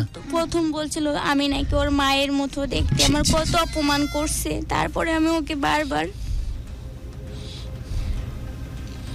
বিশ্বাস করে আমি ঠকেছি। সম্ভব? তোমার দ্বারা কি সম্ভব ব্যাক করা? নাহলে এই মিথ্যা কথা আমার সামনে দিয়ে যাবে না। মিনিমাম যদি আমার প্রতি শ্রদ্ধা বোধ থেকে থাকে, কলিজার ভিতরে যদি উলট পালট হয়ে যায়, কলিজাকে খামচি মেরে ধরবে ভাবে, যেই কলিজা তোর বাইরে বাপ, তুই আর কিছু ভাবিস আর না ভাবিস, আল্লাহ আমাকে আশরাফুল মাখলুকাতের আদলে এত শ্রেষ্ঠ করে বানিয়েছে, আমি মাদ্রাসার একজন শিক্ষিকা, আমাকে আর ছোট হতে দিস না, যে কলিজার ভিতরে খামচি মেরে ধরবে এভাবে। সম্ভব নাকি? তাও ভাববি ওর কথা, না আবার ভেসে ভেসে যাবে ওর কথা। আমি সরি, কথা বলতে বলতে অনেক সময় মাথা খারাপ হয়ে যায়। ইনফ্যাক্ট ওকে যখন আমি মেয়ের দরজা দিয়ে কথা বলতেছিলাম, আমি হিসাব করতেছিলাম, ক্যালকুলেশন করছিলাম যে আমার বয়স এবং তার বয়সের পার্থক্য প্রায় 25-30 বছরের। তো কথা বলতে বলতে আমার মনে হচ্ছে যে আমার মেয়ে কি বসে আছে, বা আমার ঔরস্য যদি মেয়ে আসে, এরকম কিছু কি ঘটে যাবে? কারণ অনেক চিটার বাটপার এক এক রকমের নটানকি নিয়ে এই মানুষগুলোকে কনভিন্স করতেছে, এবং হাই লেভেল অফ চিটার বাটপার সব। এর তথ্য আমরা জানি না, এটা তো আমরা ক্রস এক্সামিন করার সুযোগ নাই। যতটুকু শুনলাম, যদি সত্য হয়ে থাকে, এরকম উচ্চ মার্গীয় চিটারির কোনো বিকল্প হয় না। কারণ আমাদেরকে ধর্মীয় কোনো ব্যাপার দিয়ে ইমপ্রেস করাটা অনেক বেশি সহজ, তাই এই সুযোগগুলো তারা নেয়। যে কথাও বললো, এটা যদি সত্যি হয়ে থাকে, এই ধরনের মানুষগুলোকে 1000বার ফাঁসি দিলেও মনে হয় কম করা হয়, যে তার ভালোবাসার মানুষকে ইমপ্রেস করার জন্য তারাবির নামাজ পড়াচ্ছে লাইভে রেখে ফোন কলটাকে। Is it right? এটা কি সত্য কথা? মসজিদে বসেও কথা বলছে, বলে দেখো পবিত্র। এনিওয়ে এই ধরনের কসম যারা কাটে, আপনারা যারা আমাকে মিনিমাম যারা আমাকে শ্রদ্ধা করেন, কিছুটা হলেও ভালোবাসেন, যারা সত্যিকার অর্থে আমার লয়াল, এই ধর্মকে পুঁজি করে যারা ইমপ্রেস করার চেষ্টা করে, আজকের তারিখে শুনে রাখেন, তারা প্রথম শ্রেণীর বাটপার। এই মানুষগুলো থেকে আজকের তারিখ থেকে সাবধান হয়ে যান, সাবধান হয়ে যান। তোমাকে বিশ্বাস করা উচিত কি উচিত না, তোমাকে ভালোবাসা উচিত কি উচিত না, তোমার উপরে আমার আব্রুকে ছেড়ে দেওয়া উচিত কিনা উচিত না, সেটা ডিপেন্ড করবে শুধুমাত্র তোমার বিহেভিয়ার উপরে, তোমার চালচলনের উপরে, তোমার চরিত্রের উপরে, তোমার ব্যক্তিগত মানুষ হিসেবে তোমার পার্সোনালিটির উপরে। এটার জন্য যারা ধর্মের আশ্রয় নাই, এটার জন্য যারা অন্য কোনো কিছুর আশ্রয় নাই, বুঝবেন যারা প্রথম শ্রেণীর দালাল, ভণ্ড এবং বাটপার। সো প্লিজ, যারা আমাকে ফলো করেন, আমার প্রোগ্রামের মধ্যে থাকেন, আমি অনুরোধ করে বলতেছি একদম করজোড়ে, এই মানুষগুলোকে থেকে বাঁচবার চেষ্টা করুন। এরা কোনোভাবেই সত্যিকার অর্থে মানুষ না। আল্লাহ রাব্বুল আলামিন রাসূলুল্লাহ সাল্লাল্লাহু আলাইহি ওয়াসাল্লামকে রিপ্রেজেন্ট করেছেন আমাদের সামনে। আমাদের সবচেয়ে বড় পুঁজি হচ্ছে আমাদের তাকওয়া, আমাদের জীবন চরিত। এটাই বলে দিবে যে একটা মানুষ আমাকে কতটুকু ভালোবাসবে বা বিশ্বাস করবে। বিদায় নিচ্ছি আজ, শেষ মুহূর্তে আরেকবার বলি, সম্ভব তোমার দ্বারা মোহনা? জি না, কখনোই না। ওকে, যদি আবার তোমার তো মনে পড়ে সব সময়, এখনো তোমার ওই ভয়েসটা বলো বলো একবার, এটা শুনলে তো ভিতরে কেমন যেন কিলবিল করা শুরু হয়ে যায়। তখন কি করবা তুমি? ওকে আমি অনেক ভালোবাসি। হ্যাঁ, বসে কি করবা? এই যে যখন বলে বলো একবার, বেবি বলো ভালোবাসি, ওই যে টোনটা, হ্যাঁ, আবার যদি 2 মাস পরে ব্যাক করে, যা হয়েছে হয়েছে, ক্ষমা করে দাও, তুমি ছাড়া আমার জীবনে কিছু নাই, কি করবে তখন? হ্যাঁ, বলে 4 বছর যার সাথে কি করবা? হ্যাঁ, তখন কি করবা? ক্ষমা করে দাও শেষবারের মতো। না, আর কোনো ক্ষমা নাই। ভিতরে পুড়তে থাকবে, তখন কিভাবে ম্যানেজ করবা নিজেকে? এই যে জায়গাটাতে যে কচলাবে, মোচড়াবে, তখন কি করবা? পাথরের থেকে কঠিন হয়ে যাব। সম্ভব তোমার দ্বারা? জি, ইনশাআল্লাহ। একটা নারীর যতটা ভালোবাসতে পারে, তার থেকে নারীর খবরটা, নারীর খবর নেওয়া লাগবে না, তোমার কথা বলতেছি। জি, তুমি ইচ্ছা মতো ব্যবহারিক হতে নিজেকে দিয়েছো, বিধায় তোমাকে ডাস্টবিন বানায় ফেলছে, টের পাওনি? বিশ্বাস এই দোষটা কার? দোষটা তোমার। তুমি নিজেকে মানুষ হিসাবে জন্ম নেওয়ার পরেও আবর্জনার মতো ইচ্ছা মতো তোমাকে গার্বেজ করার সুযোগ করে দিয়েছো, বিধায় ও তোমাকে গার্বেজ বানিয়ে ফেলেছে। পৃথিবীতে যে জিনিসটাকে গ্যারান্টেড মনে হয়, সেই জিনিসটার প্রতি দরদ, মায়া, টান, ভালোবাসা কিছুই থাকে না, যায় তোমার প্রতি নাই। ক্লিয়ার? কিন্তু 7 জন্মের সাধনা করলে যে ধরনের বিহেভিয়ারের প্যাটার্ন আমি দেখলাম তোমার, যে ধরনের লুক তোমার, যে ধরনের মানুষ তুমি, যেভাবে সংসারের জন্য ডেভোটেড তুমি, এ ধরনের মানুষ সে ডিজার্ভ করে না।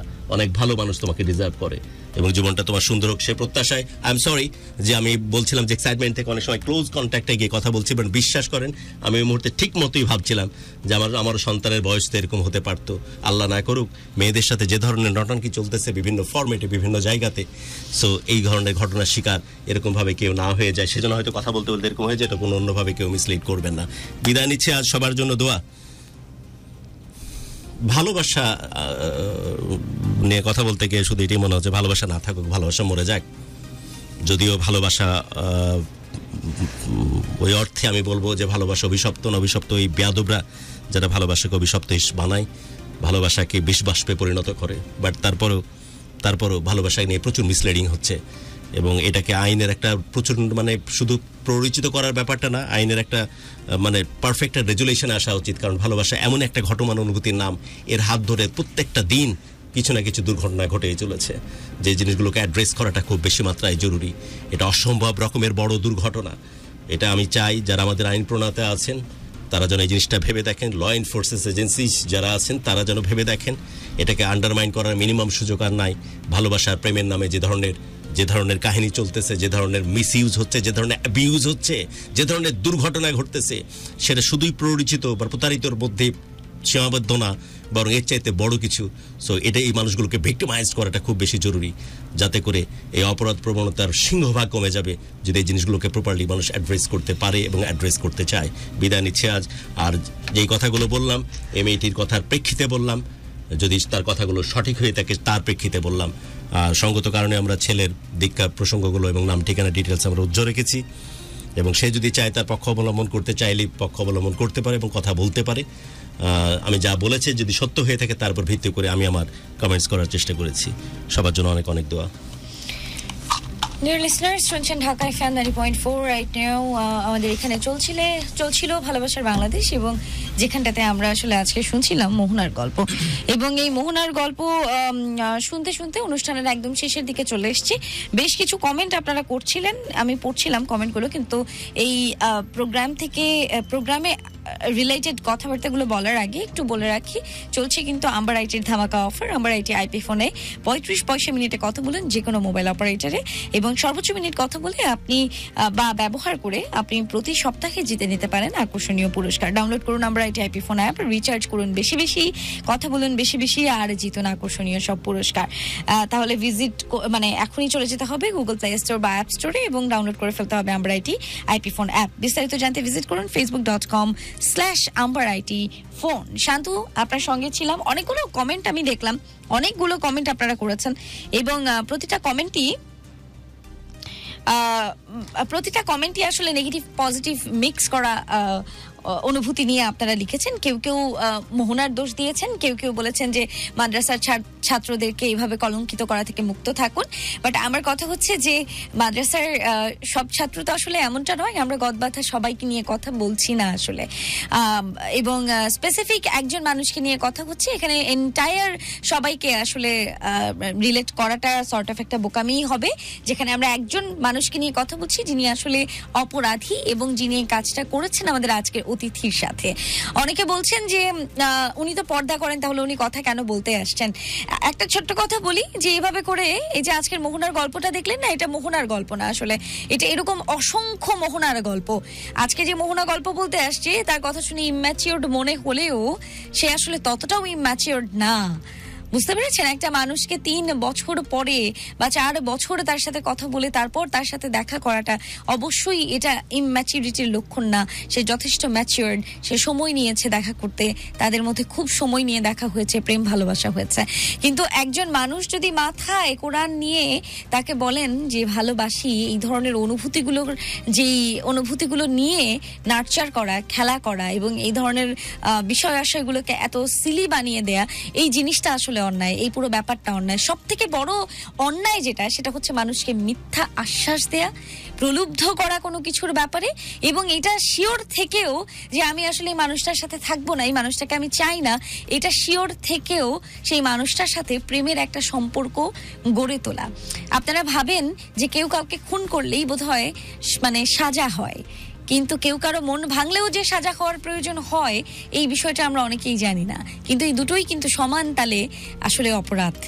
ঠিক আছে, তো আজকের মতো আমি শান্তু বিদায় নিচ্ছি। অনেকেই মোহনাকে সাধুবাদ জানিয়েছেন, অনেকেই মোহনার সামনের ভবিষ্যৎ সুন্দর ভবিষ্যৎ কামনা করেছেন। আপনাদের সবার কাছে আমি কৃতজ্ঞতা প্রকাশ করছি মোহনাকে এত সুন্দর করে এত ভালোভাবে সাপোর্ট করার জন্য। কেউ কেউ মোহনার ফ্যামিলি নিয়েও প্রশ্ন তুলেছেন, বাট মোহনার ফ্যামিলি অনেক সহজ সরল, তো আসলে কিছু কিছু সময় আমরা এই সরলতার সুযোগ নেই এবং দিন শেষে সেই মানুষগুলোকেই আসলে দোষ দেওয়ার চেষ্টা করি, যেটা আজকের কমেন্ট সেকশনে অসম্ভব রকমের দেখা গেছে। তো সবাই মোহনার জন্য দোয়া করবেন এবং ওর সামনের পথ চলাটা যাতে মসৃণ হয়, স্মুথ হয়, সেই প্রত্যাশায় আজকের মতো আমি শান্তু বিদায় নিচ্ছি আমাদের ভালোবাসার বাংলাদেশ থেকে। তবে একটি কথা যাওয়ার আগে বলতে চাই, সমস্ত পুরুষ কিন্তু খারাপ না, কারণ আমার বাবা একজন পুরুষ, আমার ভাই একজন পুরুষ। সমস্ত নারীও খারাপ না, কারণ আমার বোন এবং আমার মা কিন্তু একজন নারী। তো আমরা সমস্ত মানুষ বা সমস্ত গোষ্ঠীকে নিয়ে কথা বলিনি, বলেছি একজন স্পেসিফিক মানুষকে নিয়ে যিনি অপরাধী আমার চোখে। এই পর্যন্ত সবাই ভালো থাকবেন, সুন্দর থাকবেন। আজকের মতো আমি শান্তু বিদায় নিচ্ছি। শুভরাত্রি। পরবর্তীতে আবারও কথা হবে, ততক্ষণ পর্যন্ত শুভ বিদায়।